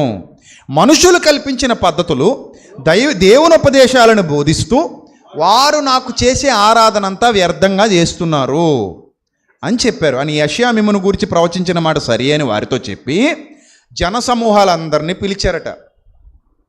చూడండి వాళ్ళ బోధ ఎలాంటి కల్ట్ బోధలు ఉన్నాయంటే వాళ్ళవి, ఎంత చండాలమైన బోధలు ఉన్నాయంటే వాళ్ళవి. జనసమూహములను పిలిచి మీరు విని గ్రహించండి. నోట పడునది మనుష్యుని అపవిత్రపరచదు. అంటే వాళ్ళు ఏం బోధిస్తున్నారు? చేతులు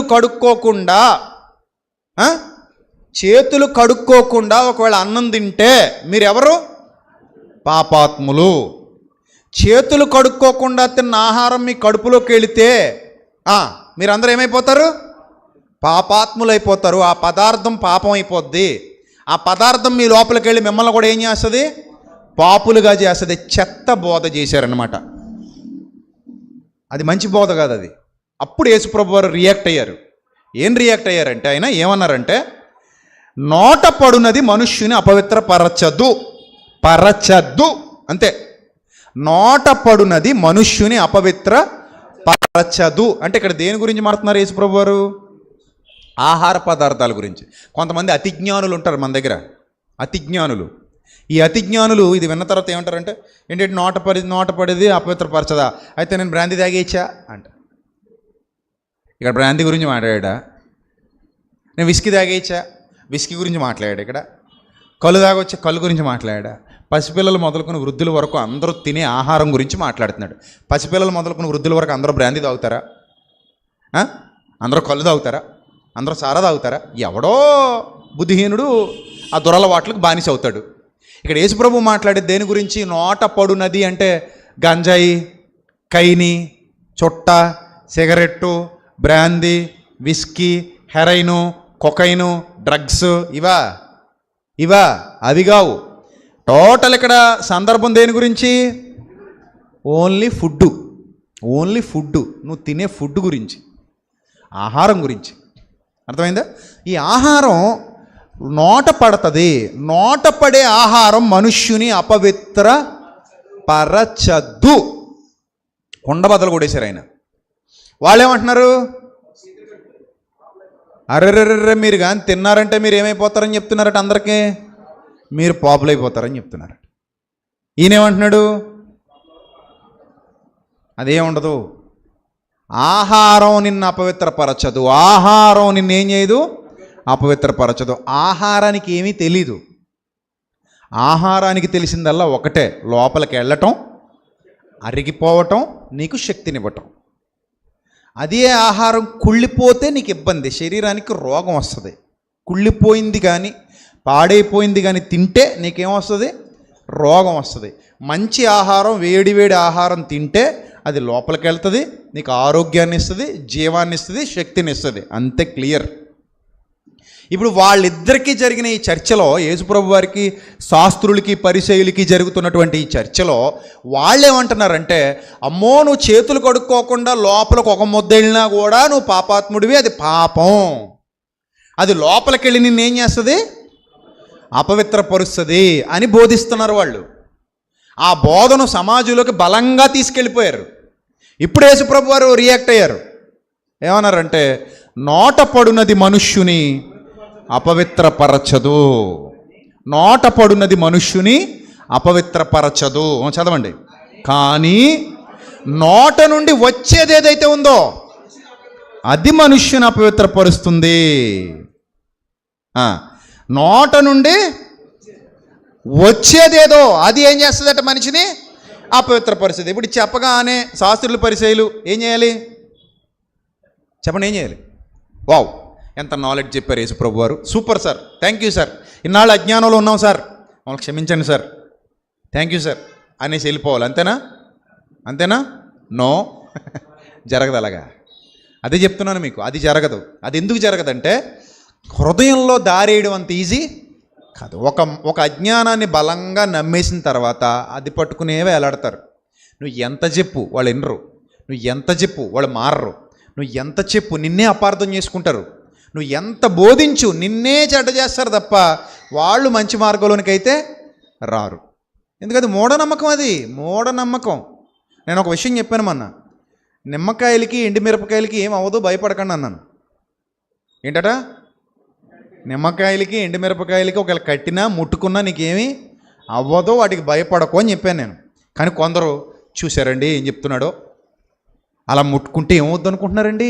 ఏమవుద్ది చెప్పి, ఏమవుద్ది? అమ్మో కొన్ని శక్తులు వచ్చేస్తాయండి లోపలికి. ఏ శక్తులు? నిమ్మకాయలోంచా? ఇటు ఎండుమిరపకాయలోంచే శక్తులు. మరి రోజు తాలింపులు వేసుకుంటున్నావు, నీ మీదకి ఏ శక్తులు వస్తున్నాయి? తాలింపులు వేస్తావా? ఇవా ఎండుమిరపకాయలు వేస్తావా? ఎంతమంది వేస్తున్నారు? చేయి చూపించండి.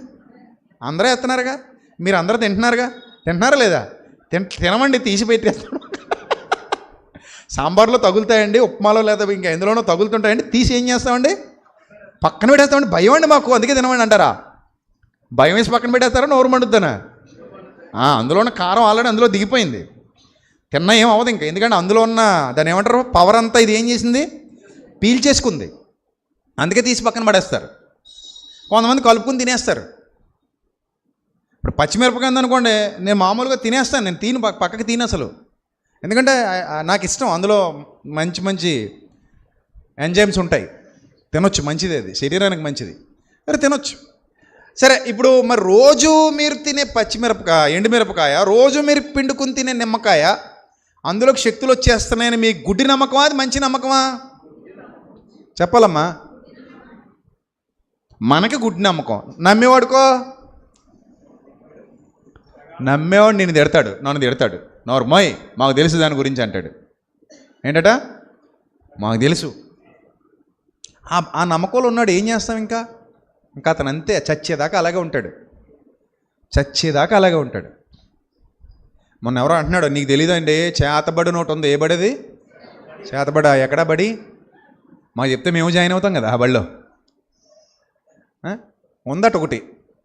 ఏం మరి ఇంతవరకు నాకు ఎవడో ఆ ప్రాసెస్ చెప్పలేదు, బుక్ కూడా దొరకలేదు. చాలాసార్లు నేను బుక్ స్టాల్స్లో కూడా ఎతికాను, చేతబడి ఎలా చెయ్యాలి.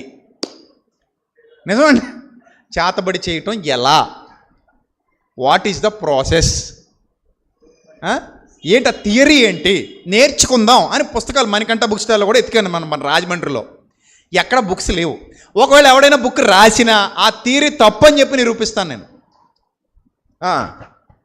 గాలి మాటలు చెప్పకూడదు. ఏదైనా థియరీ ఉందంటే దానికి ప్రూఫ్ ఉంటుంది, ఆ ప్రూఫ్ ప్రకారం అది నిజ నిర్ధారణ జరగాలి. అబ్బో 15 సంవత్సరాల నుంచి పిలుస్తున్నాను, ఈ చేతబడి చేసేవాళ్ళు ఎవరైనా ఉన్నారేమో, చెయ్యండి రా బాబు నాకని. ఇప్పుడు దాకా వచ్చినోడు లేడు, చేసినోడు లేడు. పోనీ ఎవడైనా మహా గొప్ప వైద్యుడు, భూత వైద్యుడు ఉన్నాడంటే పోనీ వెళ్దాం పదండి.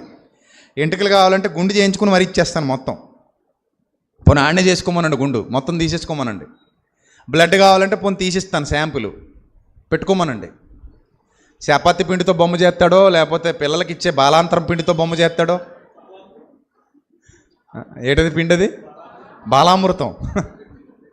దాంతో చేస్తాడో పిండి చేసుకోమనండి. పోనీ ఆ పిండికి ఏమైనా నా ఫోటో అంటిస్తాడే, మేము పాస్పోర్ట్ సైజ్ ఫోటో కూడా ఇస్తాను, పోనీ అంటించుకోమనండి, చేయమనండి. నాకు ఏం చేస్తారో చేతబడి, అదే బడో మరి. అంతా ఉట్టిదే. మీరు నమ్మితే మీ మనసులోనే ఉంటుంది. అంత దరిద్రం మీ మనసులోకి ఎక్కిస్తారు వాళ్ళు. మీరు దాన్ని తృణీకరిస్తే దైవశక్తి ముందు ఏ శక్తి పనికిరాదు. ఎందుకంటే దేవుడి కంటే గొప్పడు ఎవడైనా ఉంటే నాకు చూపించండి. ఉన్నాడా? దేవుని కంటే గొప్పడు ఎవడైనా ఉన్నాడా?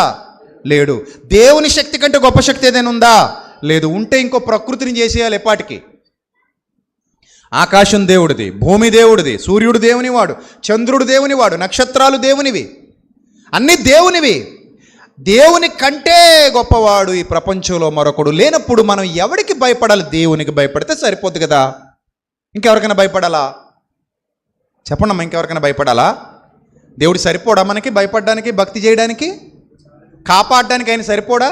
రక్షించడానికి ఆయన సరిపోడా? నేను దేవుని వాడనన్నాడు పౌలు, నేను ప్రభువు వాడనన్నాడు పౌలు. ఈరోజు నేను కూడా ఒక సేవకుడిగా నిలబడి చెప్తున్నాను, నేను ప్రభువు వాడను.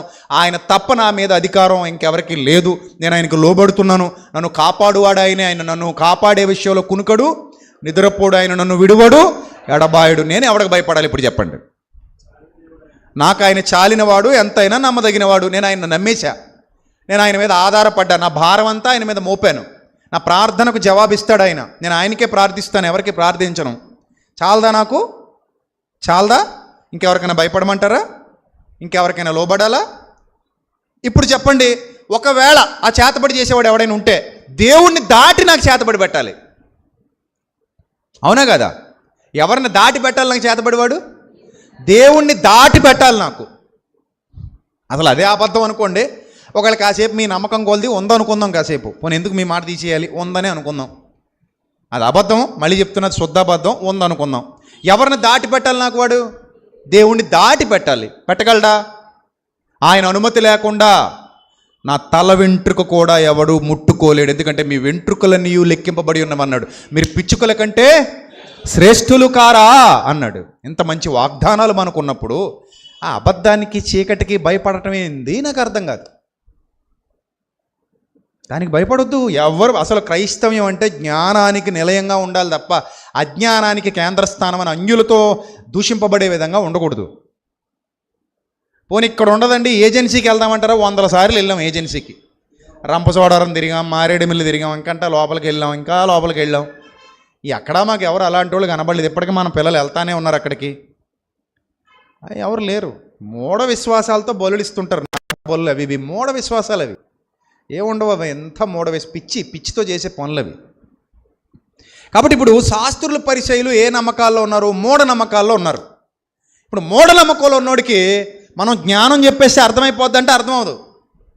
రేపు పొద్దున యూట్యూబ్లో ఏమని పెడతారో తెలుసా? ఈ ప్రసంగం విన్న తర్వాత చేతబడి గురించి మాట్లాడిన విజయప్రసాద్ రెడ్డి. నెక్స్ట్ ఏంటి?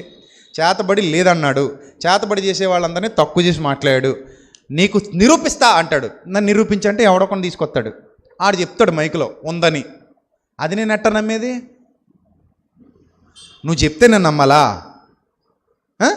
నువ్వు చెప్తే నేను నమ్మాలా ఉందని? మరి ఏం చేయాలి? నువ్వు నాకు పెట్టు, ఉంటే నాకు పెట్టించు, అంతే కదా. పోనీ డబ్బులు కావాలా చెప్పు, ప్రాసెస్కి పిండి కొనుక్కోవాలి కదా. మరి నువ్వు దాన్ని మేకలేకి వచ్చాలి, డబ్బులు అవుతాయి కదా ఎంతో కొంత. అయి నేను ఇచ్చి పెడతా నీకు. పిండి కొనుక్కో, మేకలు తెచ్చుకో. అర్ధరాత్రి వెళ్ళి శ్మశానంలో కూర్చొని చేస్తారట. భయపడే మనసు ఉందనుకోండి, అమ్మ బాబోయ్ అనుకుంటాం మనం. అర్ధరాత్రి మళ్ళీ శ్మశానంలో మంట వెలిగించుకొని. ఏమన్నా చేతబడి చేయాలంటే శ్మశానానికి వెళ్ళాలా? మీ ఇంట్లో చేయలేవా? ప్రాసెస్ ఎక్కడైనా ప్రాసెసే కదా. చపాతీలు ఎక్కడైనా వేయచ్చు కదా. పొయ్యి పిండి ఉంటే సరిపోతుంది కదా. అవి లేదండి అక్కడికే వెళ్ళాలండి. ఎళ్ళు పోనీ ఎళ్ళు, మన ఇద్దరు వెళ్దాం పదా, కూర్చుందాం అక్కడ, చెయ్యి చూద్దాం. మీరు చెప్తే నమ్మరో. ఒకసారి ఒక భూత వైద్యుడిని అడిగాను ఇలాగా. భూత వైద్యుని చెప్పు తిరుగుతుంటే ఒకసారి తగిలాడు. అడిగా, ఏమయ్యా నిజంగానే నువ్వు చేతబడులు ఎడతావా, భూతాలు వెళ్ళగొడతావా అన్నాడు. ఈ ప్రాసెస్ ఎలాగా అంటే మీకు తెలదండి అన్నాడు. నీ మొహం వెళ్ళగొడతావు, ఎంతమందిని మోసం చేస్తావు, గాలి మనిషి నువ్వు అని ఇలాగే తిట్టాను నేను.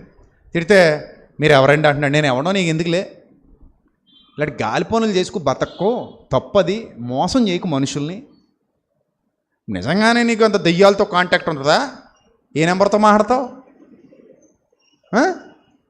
ఈ దెయ్యాలతో కాంటాక్ట్ పెట్టుకుంటావు నువ్వు. అంత అబద్ధాలు వాళ్ళు చెప్పేవని వాళ్ళు బతకడం. నువ్వు నిజంగా అంత దెయ్యాలతో కాంటాక్ట్ ఉంటే నీ దగ్గరకు వచ్చి 20-30 నిన్ను అడుక్కొక్కర్లా. ఆ దెయ్యంతో మాట్లాడుకుని, ఇవాళ రాజమండ్రిలో ఏవి అప్పారో రోడ్లో పెద్ద ఫ్యామిలీ ఉంది, వాళ్ళ ఇంట్లో బాగా బంగారం డబ్బులు ఉన్నాయి. నువ్వు ఆవిడ మీదకి వెళ్ళి ఆవిడని ఆవహించేసి, నేను అక్కడ ఆర్కే టిఫిన్స్ దగ్గర ఇడ్లీ తింటా ఉంటాను, మూట కట్టి తెచ్చి నా దగ్గర ఎట్టేసి వెళ్ళిపోమను. అలా పట్టుకొచ్చేద్ది ఏం ఎరగనట్టు. పట్టుకొచ్చేసి అక్కడ ఎట్టేద్ది, పెట్టేసి తాటా చెప్పి వెళ్ళిపోద్ది. వెళ్ళిపోయి ఇంటికి వెళ్ళిపోయి మామూలు పడుకుంటుంది. ఆవిడ వదిలేద్ది దెయ్యం. అయ్యా అని చూసుకుంటే బీరో ఖాళీగా ఉంటుంది. వీడికి వచ్చేస్తాయి కదా డబ్బులు. అంత దెయ్యాల మీద అధికారం ఉంటే అటు గాలుడు అనమాట. అందుకని ఇద్దరు 100-50 కోసం భూత వైద్యం అట. భూత వైద్యం. ఏం వైద్యం అది? భూత వైద్యం. నరాల వైద్యుని చూసాం, గుండె వైద్యుని చూసాం, కిడ్నీల వైద్యుని చూసాం, కంటి వైద్యుని చూసాం, జుట్టుకు కూడా వైద్యుని చూసాం. భూతాలకు వైద్యుడేటరా నాయన. అంటే భూతాలకు జ్వరం వస్తే జ్వరమాన్ని పెట్టి ఏమైనా టెస్ట్ చేసి చూస్తావే నువ్వు? ఏం వైద్యుడట? భూత వైద్యుడట. భూతాలు పట్టుకుంటే వైద్యం చేస్తాడనమాట. సో కాబట్టి దేవుని శక్తి కంటే దయ్యం శక్తి అప్పటికీ గొప్పది కాదు. దేవుని అనుమతి లేకుండా ఏది భూమి మీద జరగదు. కాబట్టి అనవసర భయాలు తీసివేయండి. ఇప్పుడు మూఢనమ్మకాల దగ్గరికి వెళ్తే, ఎప్పుడైతే యేసుప్రభు వారు అపవిత్రపరిచేది ఆహారం కాదు నాయనా, నీ హృదయమే నిన్ను అపవిత్రపరుస్తుంది, హృదయంలో నుంచి వచ్చేది అపవిత్రపరుస్తుంది తప్ప లోపలికి వెళ్ళే ఆహారం నిన్ను అపవిత్రపరచదని చెప్పగానే 12వ వచనం చూడండి వాళ్ళ రియాక్షన్ ఎలా ఉందో. ఇప్పుడు వీళ్ళ రియాక్షన్ ఎలాగ ఉంటుంది? మనం మాట్లాడిన తర్వాత సత్యం వినరు చాలామంది, అలాగే వాళ్ళు వినరు. ఏమన్నారు రియాక్షన్ చూడండి ఎలా ఉందో. 12వ వచనం. అంతటా ఆయన శిష్యులు వచ్చి, నాన్న ఏంటి నాన్న గ్రౌండ్ రియాలిటీ అని అడిగారంట ప్రభు. ఎవరిని అడిగారట? శిష్యుల్ని అడిగారట. నాన్న ఇప్పుడు నేను చెప్పేశాను కదా, వాళ్ళ మీద బాణం వేసి వెళ్ళిపోయాను కదా, నేను వెళ్ళిపోయిన తర్వాత వాళ్ళ రెస్పాన్స్ ఏంటి నాన్న? మీ దగ్గర నా దగ్గర ఎలాగ మాట్లాడి చావరు, ఏదైనా మాట్లాడితే మీ దగ్గరే మాట్లాడతారు వచ్చి.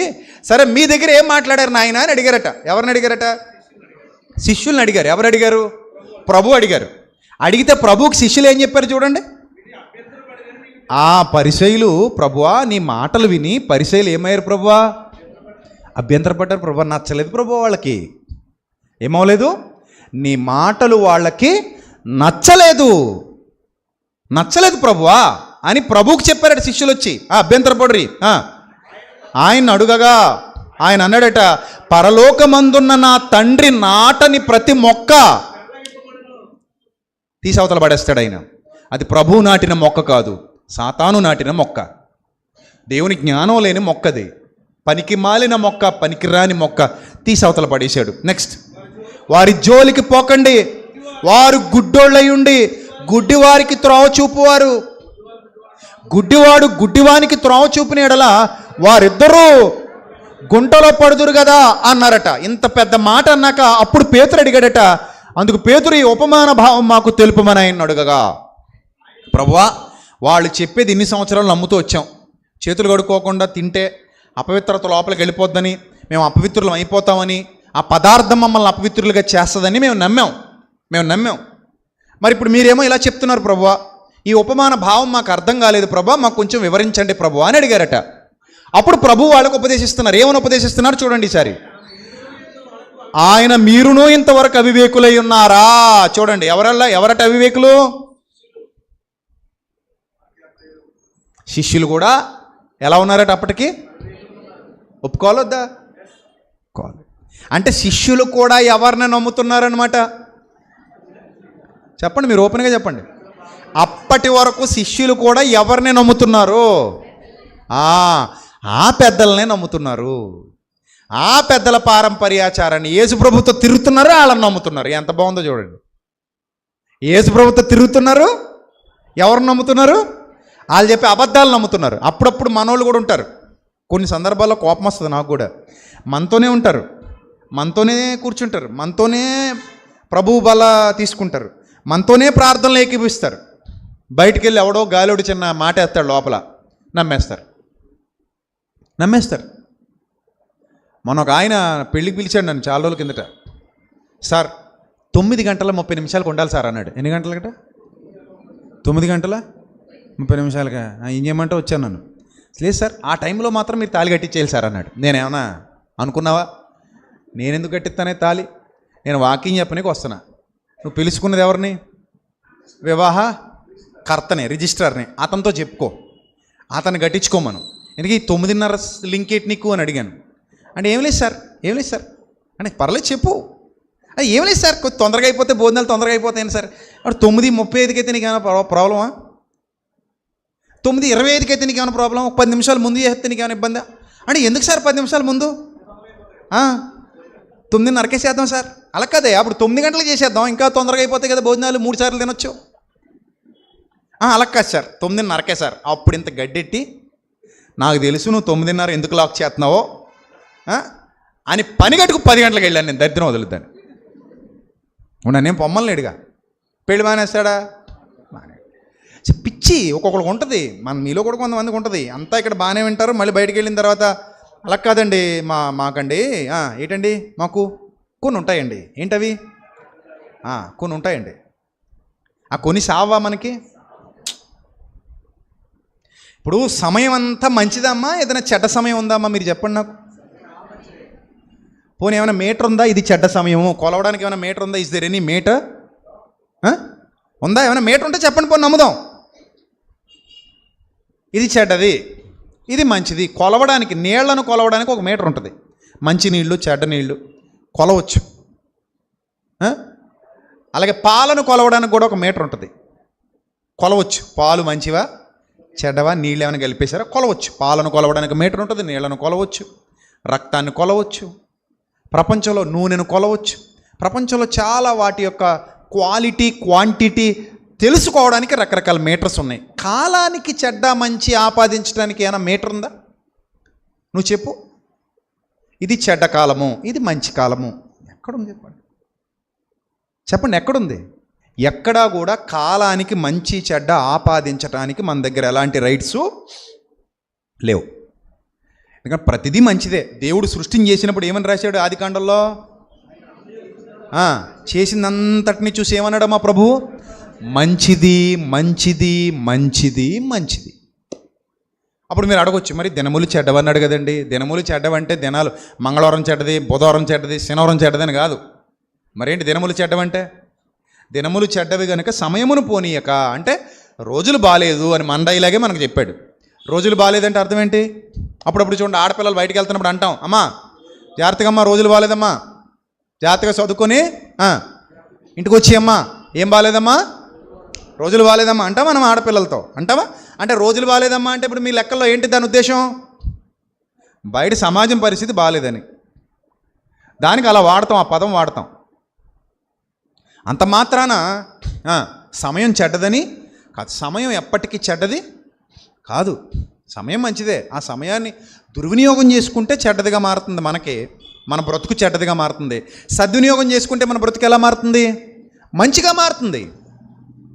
అర్థమైందా? సో కాబట్టి ఇప్పుడు చదవండి, ప్రభు చెప్తున్నారు, నాయన మీరును ఇంతవరకు అవివేకులై ఉన్నారా? ఎన్నో వచనం? 17వ వచనం, 16వ వచనం. మీరును ఇంతవరకు అవివేకులై ఉన్నారా? నోటిలోనికి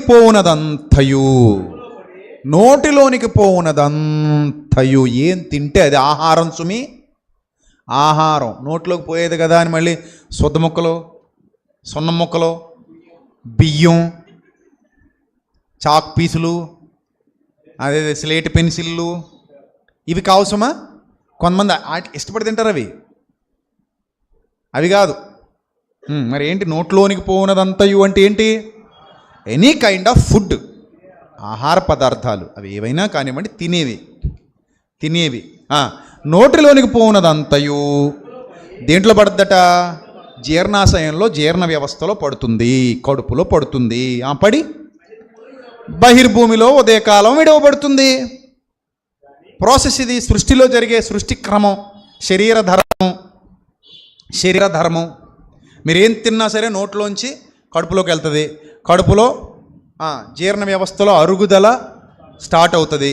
అది అరిగి బలం, శక్తి నీ రక్తంలో కలిసి శరీరానికి అన్ని అవయవాలకి కావాల్సిన శక్తిని తీసుకొని రకరకాలుగా విభాగింపబడి మిగిలిన వ్యర్థ పదార్థం నీ పొట్టలో నుండి బహిర్భూమిలోనికి విడవబడుతుంది ఉదయకాలం. అంతేనా? This is the process of human body. Everyday జరిగేది ఇదే హ్యూమన్ బాడీలో. కానీ నోట నుండి బయటకు వచ్చినవి హృదయంలో నుండి వస్తాయి. ఇవే మనిషిని ఏం చేస్తాయి? అపవిత్రపరుస్తాయని మీరు గ్రహించలేరా? అంత గొప్ప విషయం చెప్పారండి యేసు ప్రభు. This is the universal law. ప్రపంచానికి తెలియవలసిన చట్టం, ప్రపంచానికి తెలియవలసిన జ్ఞానం ఇది. ఎందుకంటే ఆహారంలో అపవిత్రత లేదు, మానవ హృదయంలో ఉంది అపవిత్రత. ఏ ఆహారం అయినా సరే మన దగ్గర తెచ్చిపెట్టారనుకోండి, మనం ప్రార్థన చేసుకు తింటాం. అందులో ఏముందో మనకి ఏమైనా తెలుస్తుందా? చెప్పండి, ఏమైనా తెలుస్తుందా? బయట బోల్డ్ అనే ఆహార పదార్థాలు దొరుకుతున్నాయి మనకి. అవి ఏంటో, ఎక్కడివో, ఎవరు పండించారో, ఎవరు తిన్నారో, ఎవరు తెచ్చారో, ఎవరు ఏం చేశారో మనకి ఏమీ తెలీదు. తింటాం అంతే. అంతెందుకు, ట్రైన్లో మొన్న ఎవరో సమోసాలు అమ్ముతుంటే ఒక ఫోటో తీసి బయట పెట్టారు. ఆయన 2 అరికాళ్ళు సమోసాల మీద పెట్టి పడుకున్నాడు ఇలాగా. నిజం. ఎవడో ప్రయాణికుడు ఫోటో తీశాడు, దాన్ని బాగా వైరల్ చేశారు. ఆయన అరికాళ్ళు నల్లగా ఉన్నాయి. ఆ 2 పటికలు దేని మీద పెట్టాడు? సమోసా గంప మీద పెట్టాడు. పాపం ఖాళీ లేదేమో. ఇప్పుడు ఈ సమోసాలన్నీ గంపకు అంటుకుంటున్నాయి, గంపలోంచి కాలుగా అంటుకుంటున్నాయి. అవి మనం ఏం చేస్తాం? మనకు అంతకు ముందు ఏం జరిగిందో తెలుసా? కొంతమంది అట ఈ చపాతీ పిండిని చేతులతో నొక్కలేక అందరూ కష్టమా, కొందరట ఏం చేస్తారట, చేతులతో నలపలేక పిండిని ఏం చేస్తారట,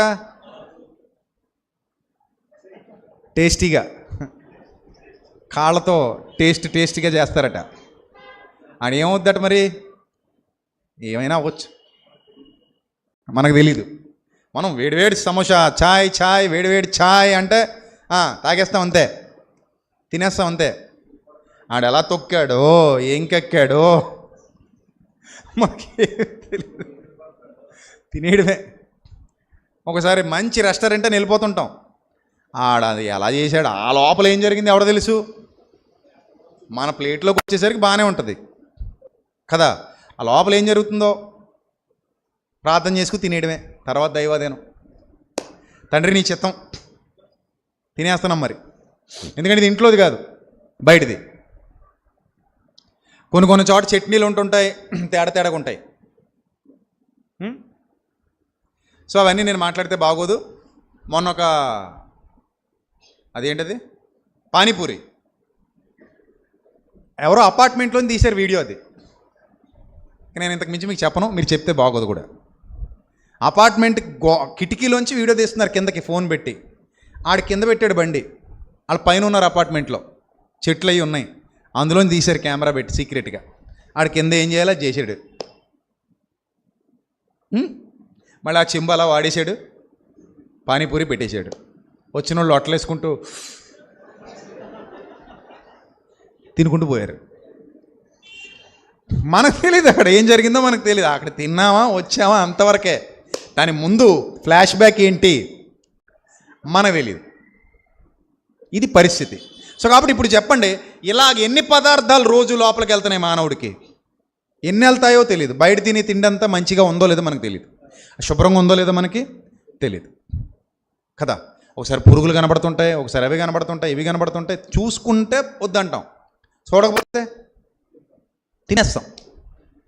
హోటల్కి వెళ్తుంటాం, అక్కడికి వెళ్తుంటాం. మొన్న చూడండి చెన్నైలో కుక్క మాంసం పట్టేసుకున్నారు కదా, పెద్ద న్యూస్ అయిపోయింది కదా. కుక్క మాంసం, గోల్డ్ అంత కుక్క మాంసం అది. ఇందుకే ఎక్కడెక్కడ పట్టుకెళ్తున్నారు మీరంటే చెన్నై రెస్టారెంట్లు గట్ట. ఏందిరా నాయన అంటే మటన్ బిర్యానీ అట. అమ్మా ఇన్నాళ్ళు మేక అనుకుని కుక్కని తిని మేక అనుకుని ఏం తినేశారు బాబు? కుక్కని తినేశారు లొట్టలేసుకుంటూ. మేక అనుకొని మే కాదు బౌ అంటారు లోపల నుంచి. మే కాదు బౌ. సో అది పరిస్థితి. తెలియక తినేశారు, తెలిసింది కాబట్టి అమ్మా ఎంత పెద్ద మాఫియా ఇది. మేక అయితే బోల్ డబ్బులు పెట్టి కొనాలండి, కుక్క అయితే వలేసి తిరిగితే సరిపోద్ది రోడ్ల మీద. ఎలాగ గవర్నమెంట్ వాడు పట్టుకోవట్లేదు, వదిలేసాడు. ఇక మనకి ఎంత మాంసం కావాలితే అంత మాంసం దొరికేద్ది రోడ్డు మీద, అవునా కదా. మరి తినేటోడికి తెలుస్తుందా ఇది మేక కుక్క? ఎవడ తెలుస్తుందండి? వేడివేడిగా కారంలో ఎట్టి వడ్డించేస్తే. అది తాగుబోతులకి అయితే అసలు తెలుస్తావదు. అసలు లోపల ఇంకోటి ఉంటాడు, ఇంకా పంచేత్తల్లో వేడిలో వేడి భలే ఉందరా బావా అంటే తినేస్తాడు అంతే. ఆ లోపల ఉన్నాడు కాబట్టి. సో అలాగే మాకు తెలిస్తావు. దానికి లోపలికి ఏం వెళ్ళినా మనం పాపాత్ములు అవ్వట్లా. ఎన్ని రకరకాలు వెళ్ళిపోతాయి. అంత ఎందుకండి, కువైటు, దుబాయ్, ఖతారు, సౌదీ, బహ్రెయిను ఇలాంటి ప్రాంతాలకు నేను వాకింగ్ చెప్పడానికి వెళ్తాను కదా. చాలాసార్లు వెళ్ళాను. రేపు డిసెంబర్లో కూడా దుబాయ్ వెళ్తున్నాను, రేపు డిసెంబర్లో కూడా ఖతార్ వెళ్తున్నాను. సో ఇలా చాలా ప్రాంతాలకు నేను రెగ్యులర్గా వెళ్తూ ఉంటాను. అక్కడ మన పిల్లలు ఉంటారు, ఎవరు? విశ్వాసులైన దేవుని పిల్లలు ఉంటారు, సేవకులు కూడా ఉంటారు. ఈ అరబ్ కంట్రీస్లో చాలామంది సేవకులు ఉన్నారు, ఇజ్రాయెల్లో కూడా ఉన్నారు. చాలా చోట్ల మన వాళ్ళు ఉన్నారు. వాళ్ళ సంఘాలు నడుపుతారు, వాక్యాలు బోధిస్తూ ఉంటారు. అక్కడ పిల్లలు ఉంటారు, విశ్వాసులు ఉంటారు, అందరూ ఉంటారు. అక్కడ చికెన్ దొరకాలన్నా, మటన్ దొరకాలన్నా హలాల్ చేస్తే తప్ప దొరకదు. ఎందుకంటే అది ఏ కంట్రీ? అది ఇస్లాం కంట్రీ. ఇస్లాం కంట్రీలో ఇస్లాం ధర్మం ప్రకారం హలాల్ చేసిన మాంసం తప్ప వేరే మాంసానికి అనుమతులు ఉండవు. అక్కడ సంఘాల్లో తినాలన్నా అదే తినాలి, బయట కొనుక్కుని తినాలన్నా అదే తినాలి. ఎక్కడికి వెళ్ళినా సరే అదే హలాల్ చేసిన మాంసం వాళ్ళకి దొరుకుతుంది, అదే తినాలి వాళ్ళు. ఇండియా నుంచి స్పెషల్గా తెచ్చుకుంటామంటే కోళ్ళు పెంచుకుని, మేకలు పెంచుకుని, గొర్రెలు పెంచుకుని అంటే అవదు, రానివ్వరు కదా. అక్కడదే తినాలి, వాళ్ళు చేస్తారు, అక్కడ హలాల్ చేస్తారు, తినాలి. ఇక్కడ కూడా చాలా చోట్ల అదే. సో ఒకటి నువ్వు దానికి ఏరి కోరి ఎంచి అవ్వదు. ప్రార్థన చేసుకోవడం, దొరికింది తినడం అంతే. ఎక్కడైనా దొరికితే ప్రార్థన చేసుకోవడం, దొరికింది తినడం అంతే. పదార్థంలో నుండి ఏ అపవిత్రత నీలోనికి రాదని ప్రభువే చెప్తున్నారు. చూడండి 19వ వచనం, 18వ వచనం నుంచి చదువుదాం, ముగించుకుందాం. నోట నుండి బయటికి వచ్చినవి హృదయములో నుండి వచ్చును.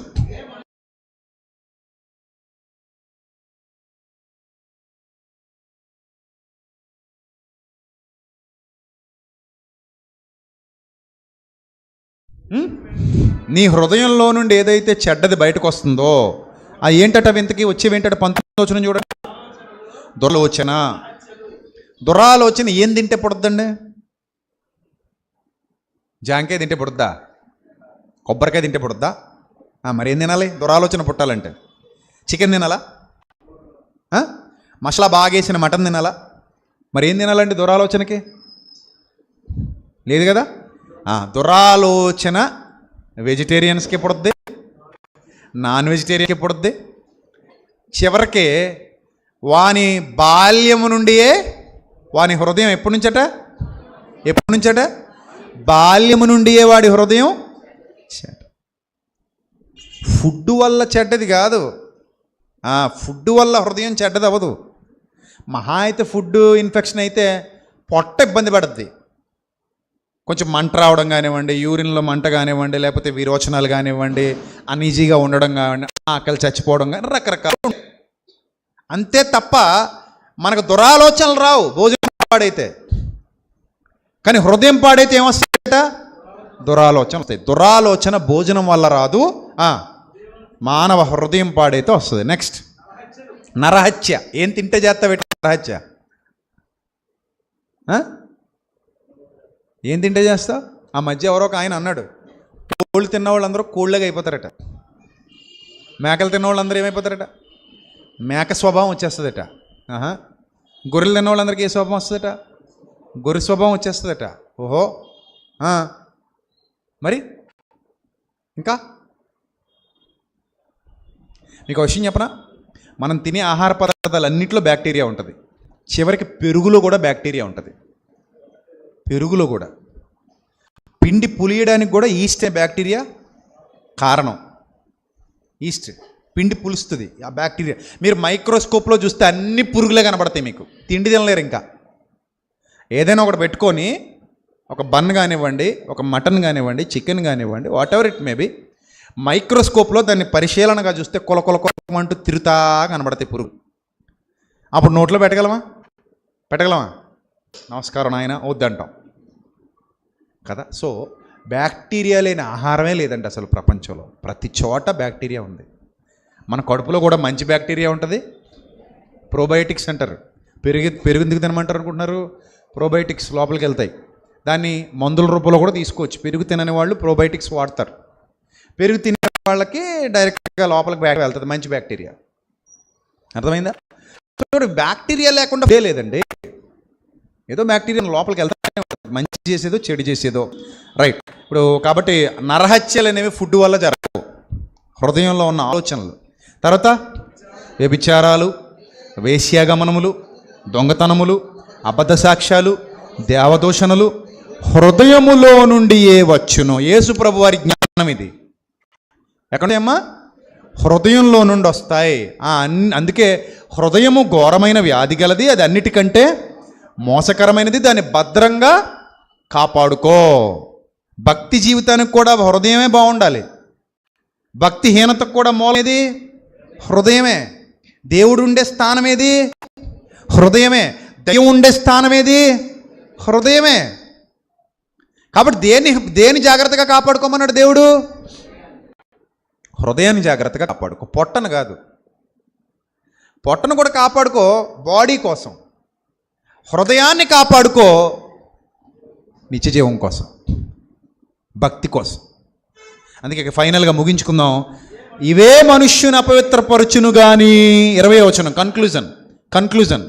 ఇవే మనుష్యుని అపవిత్రపరచును కానీ, చేతులు అడుక్కోకుండా భోజనం చేయడం వల్ల మనిషి అపవిత్రుడు కాడు. క్లియర్.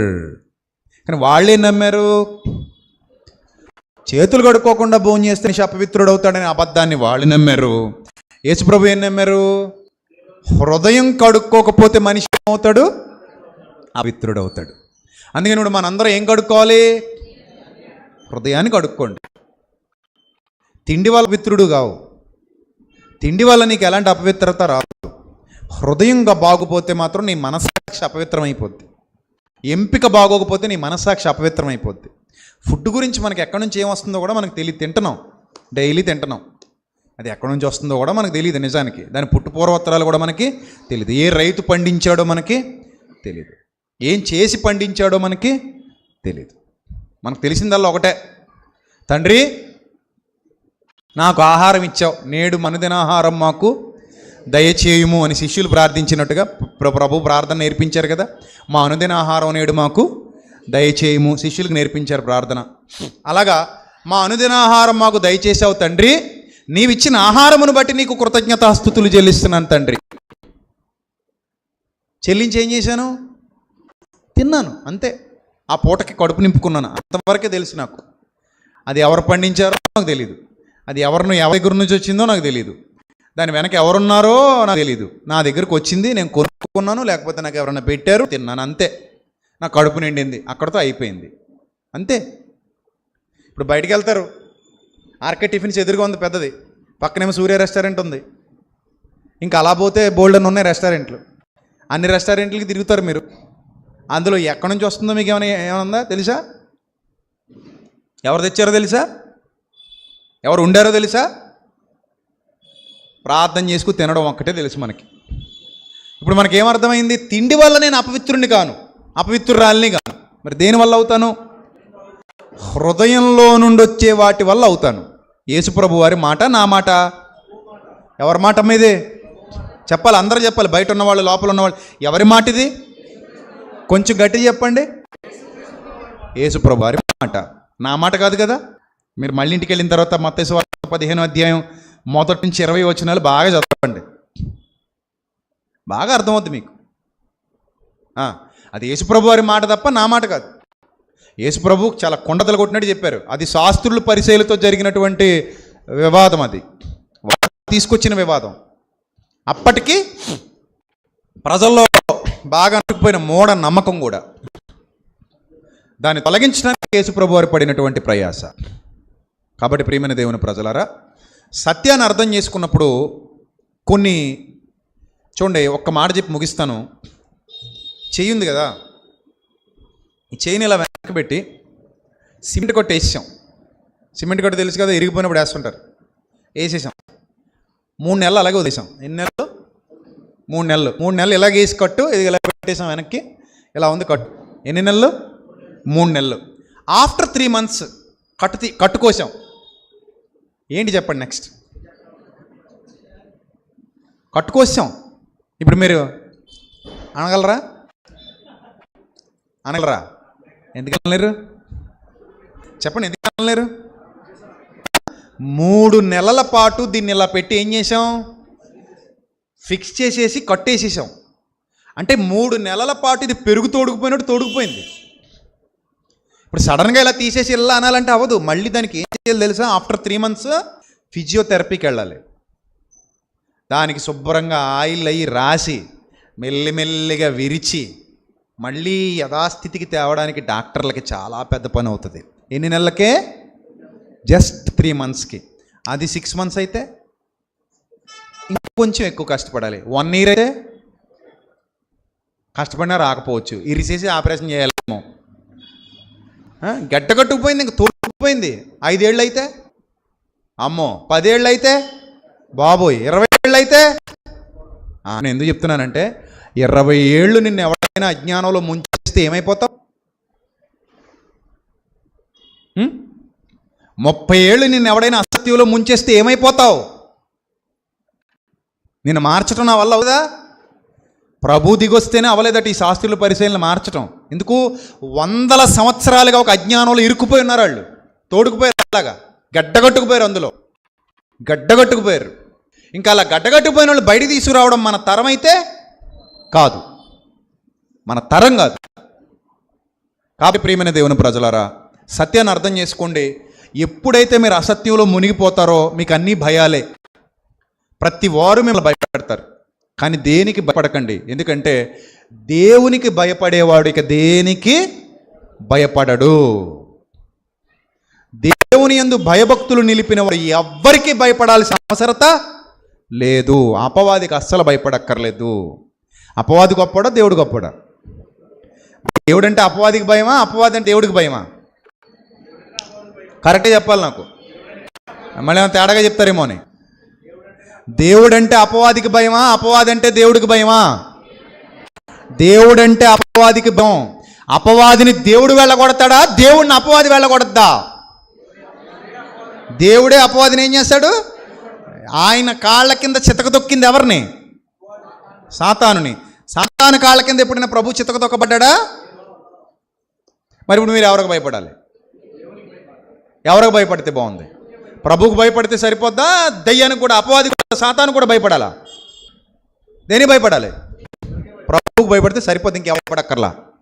ఎందుకంటే వాళ్ళందరూ మన కింద ఉన్నోళ్ళు తప్ప ప్రభు కంటే పైన ఉన్నోళ్ళు ఎవరు లేరు.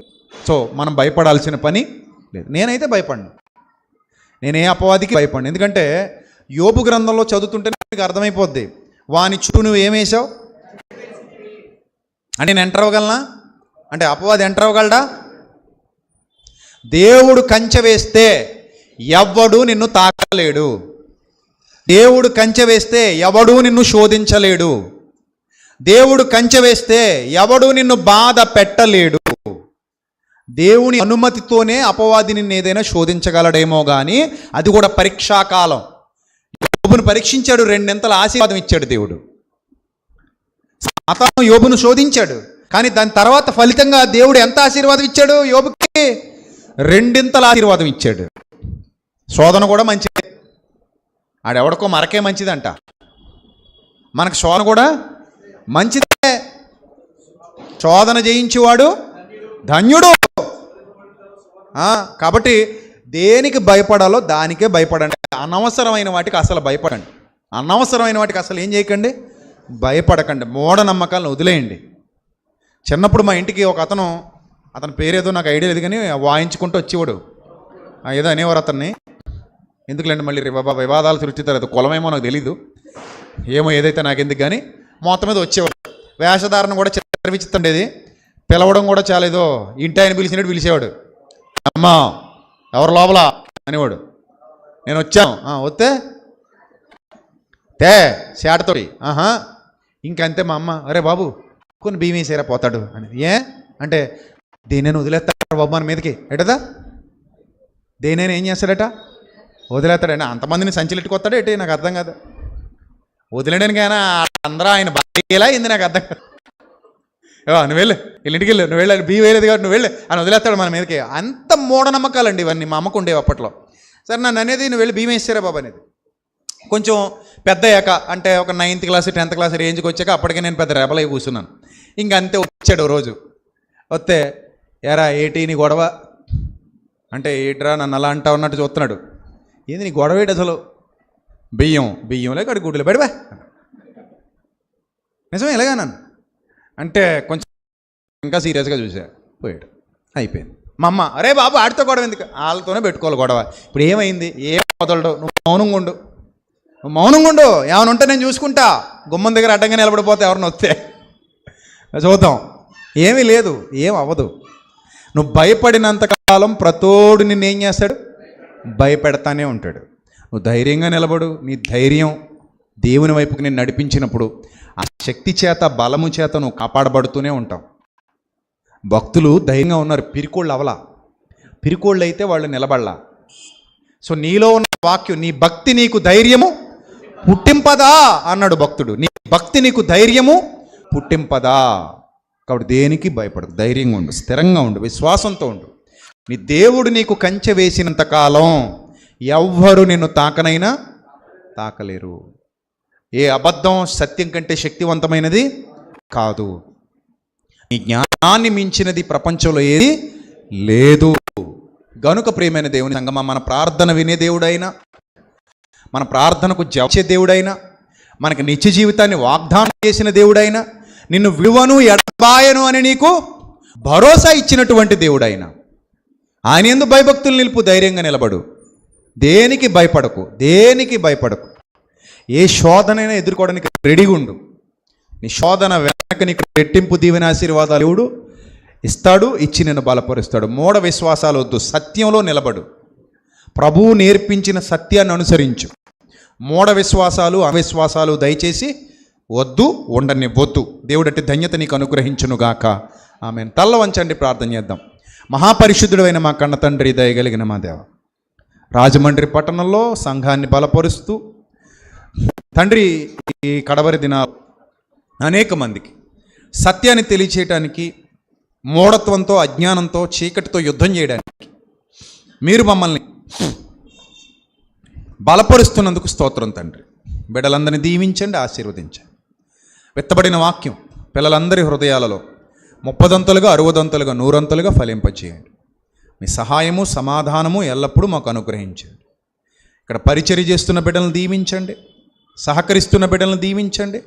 ఇక్కడ ఉన్న ప్రతి కుటుంబాన్ని దీవించి ఆశీర్వదించమని, ఇంకా అనేక మందికి దీవెనకరంగా మమ్మల్ని మార్చమని తండ్రి. ఇక్కడ ఉన్న సోదరులు ఆనంద్ గారు, అలాగే అంకుల్ గారు జడ్సన్ గారు, వారి బిడ్డలు, వారి కుటుంబాలను కూడా దీవించి ఆశీర్వదించమని, ఇక్కడ కష్టపడుతున్నటువంటి ప్రతి కుటుంబాన్ని మీరు బలపరచమని, ఘనత, మహిమ, ప్రభావాలు మీకు మాత్రం చెల్లిస్తూ ప్రభా, ఏ కుటుంబాలు అయితే వ్యాధి బాధలతో, శోధనలతో ఇక్కడికి వచ్చారో వారిని, వారి కుటుంబాలు జ్ఞాపకం చేసుకోండి, ధైర్యాన్ని ఇవ్వండి, శక్తినివ్వండి, పోరాడగలిగే పటిమను వారి హృదయాలలో ఉంచండి. అలాగే హాస్పిటల్లో ఉన్న రొట్ట చిట్టమ్మ గారిని జ్ఞాపకం చేసుకోండి.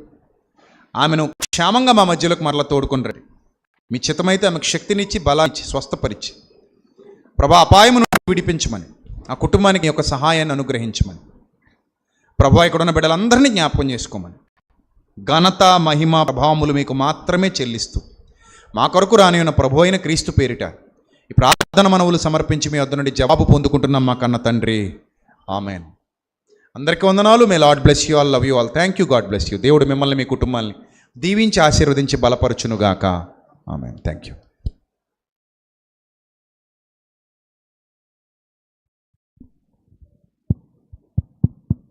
మంచిదండి. మరి ఇప్పటి వరకు చాలా విలువైన, అమూల్యమైన మాటలు మనం విని ఉన్నాం. విన్న మనం అందరం కూడా ఎంత మాత్రము అజ్ఞానంలో నడక ఒక మనిషిని అపవిత్రపరిచేది తినే పదార్థం కాదు, తన హృదయంలో పుట్టే ఆలోచనలు, తన హృదయంలో నుండి వెళ్ళే ఆ మాటలు, క్రియలు. కాబట్టి ప్రతి ఒక్కరూ మాటల్ని విన్నారు. చాలా బలంగా మీ హృదయం అనే పలకల మీద ముద్రించుకొని వాటిని అనుసరించి మీరు నడుచుకోవాలని మిమ్మల్ని అందరినీ ప్రేమపూర్వకంగా కోరుకుంటూ, విలువైన వర్తమానం అందించిన సహోదరులు అన్నయ్య గారికి సంఘమందిడి తరపున హృదయపూర్వకంగా వందనాలు తెలియజేస్తున్నాము. మంచిదండి. ఈ సమయంలో దేవుని సేవార్థమై కానుకల సేకరణ జరుగుతుండగా సహోదరులు అశోక్ కుమార్ గారు వచ్చి ఒక మంచి పాట పాడి వినిపిస్తారు.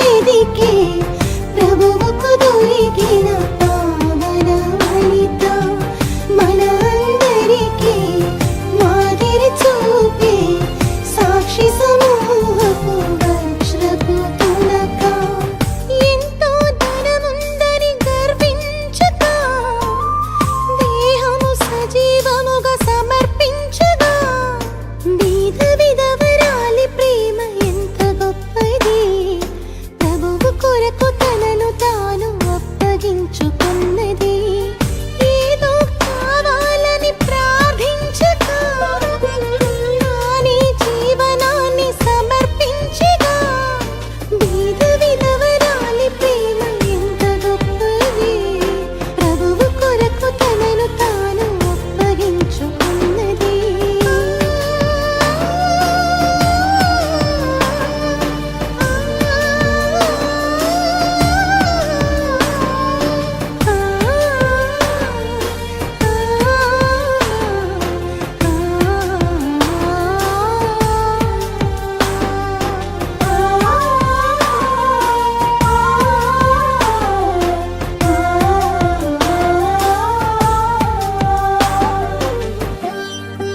బీద విధవరాలి ప్రేమ నిజంగా గొప్పది. భర్త లేడు, ఆస్తి లేదు, ఆ రోజుల్లో కొత్త నిబంధన కూడా లేదు. అయినా దేవుని కోసం ఎంతో గొప్పగా బ్రతికింది, మనందరికీ ఆదర్శంగా నిలిచింది.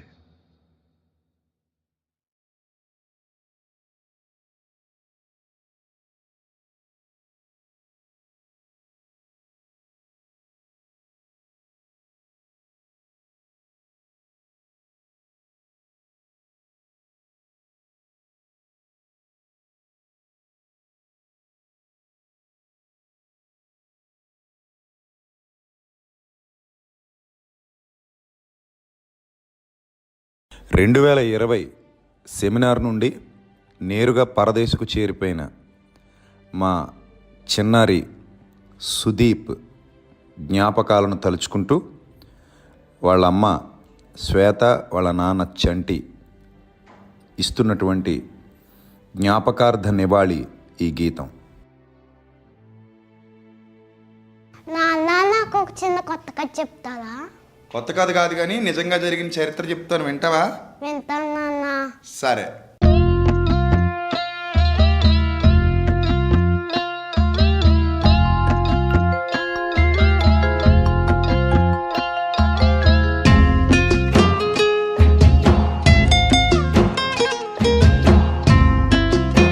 ఏ తాత లేలే, నేను న్యూ ఇయర్ పార్టీ చేసుకోవాలి. మేము పార్టీ చేసుకునే ప్లేస్లే.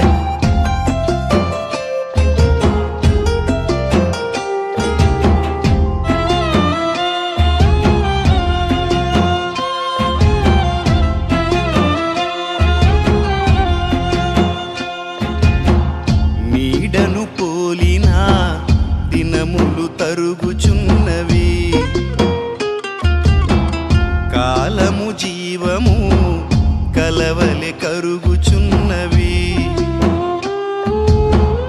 సంపాదించలేను కోల్పోయిన ఏ క్షణము, లోకములో గడిచెను వ్యర్థముగా అనుదినము.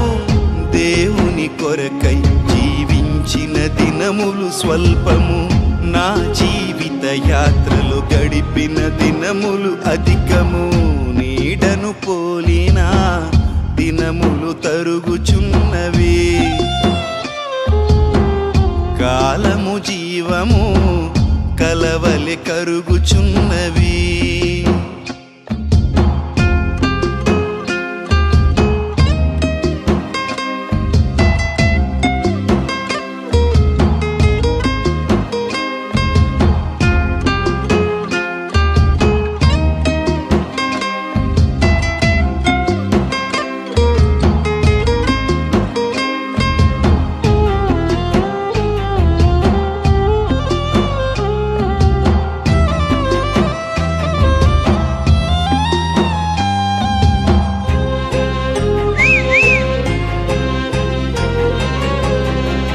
కాలం వెలుగుతున్న కొవ్వొత్తి అని తెలియక కరిగించి కురిపించేశాను లోకములో అతి సులువుగా. దినములు తిరిగి రాని మేఘాలు అని ఎరుగక కురిపించేశాను సంద్రములో వ్యర్థముగా.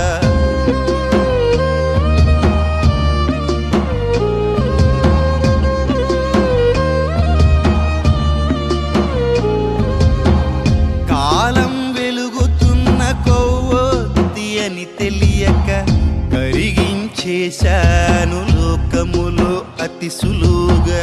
దినములు తిరిగి రాని మేఘాలు అని ఎరుగక కురిపించేశాను సంద్రములో వ్యర్థముగా.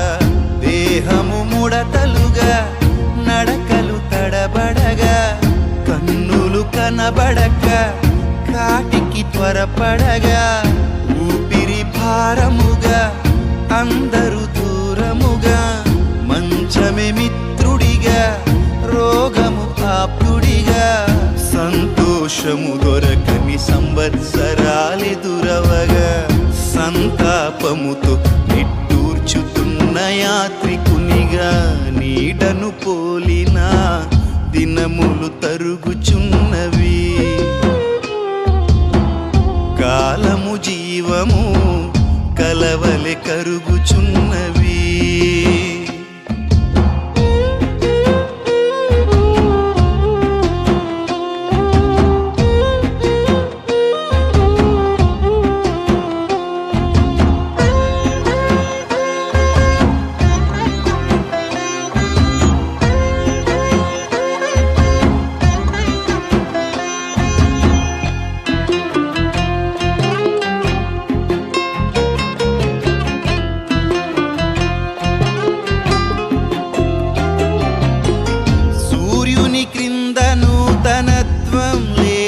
తెలియక గాలిలో వెతికాను క్రొత్త కొరకు కోరికగా.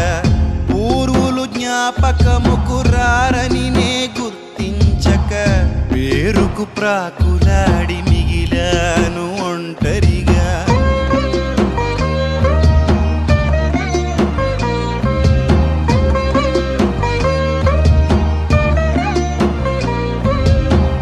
సూర్యుని క్రింద నూతనత్వం లేదని తెలియక గాలిలో వెతికాను క్రొత్త కొరకు కోరికగా. పూర్వులు జ్ఞాపకముకు రారని నే గుర్తించక పేరుకు ప్రాకులాడి మిగిలాను ఒంటరిగా. హృదయము త్వరపడగా కోరిక బలపడగా బ్రతుకును దాటి రాగా ఆయాసం దుఃఖమేగా. వెనుకకు చూసుకొనగా అంతా వ్యర్థమేగా. నిజమెరిగేలోగా నా కథ ముగిసెనుగా. మన్నైనది మరల మన్నుకు చేరేలోగా మహిమను వెదుకుటై జీవిత పరమార్థముగా.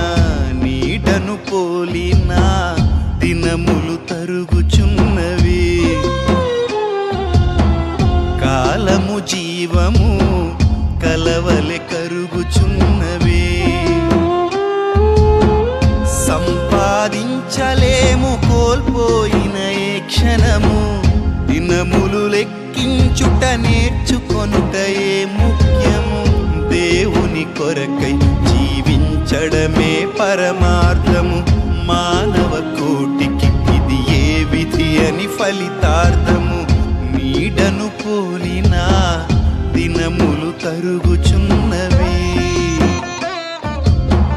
కాలము జీవము కలవలె కరుగుచున్నవి.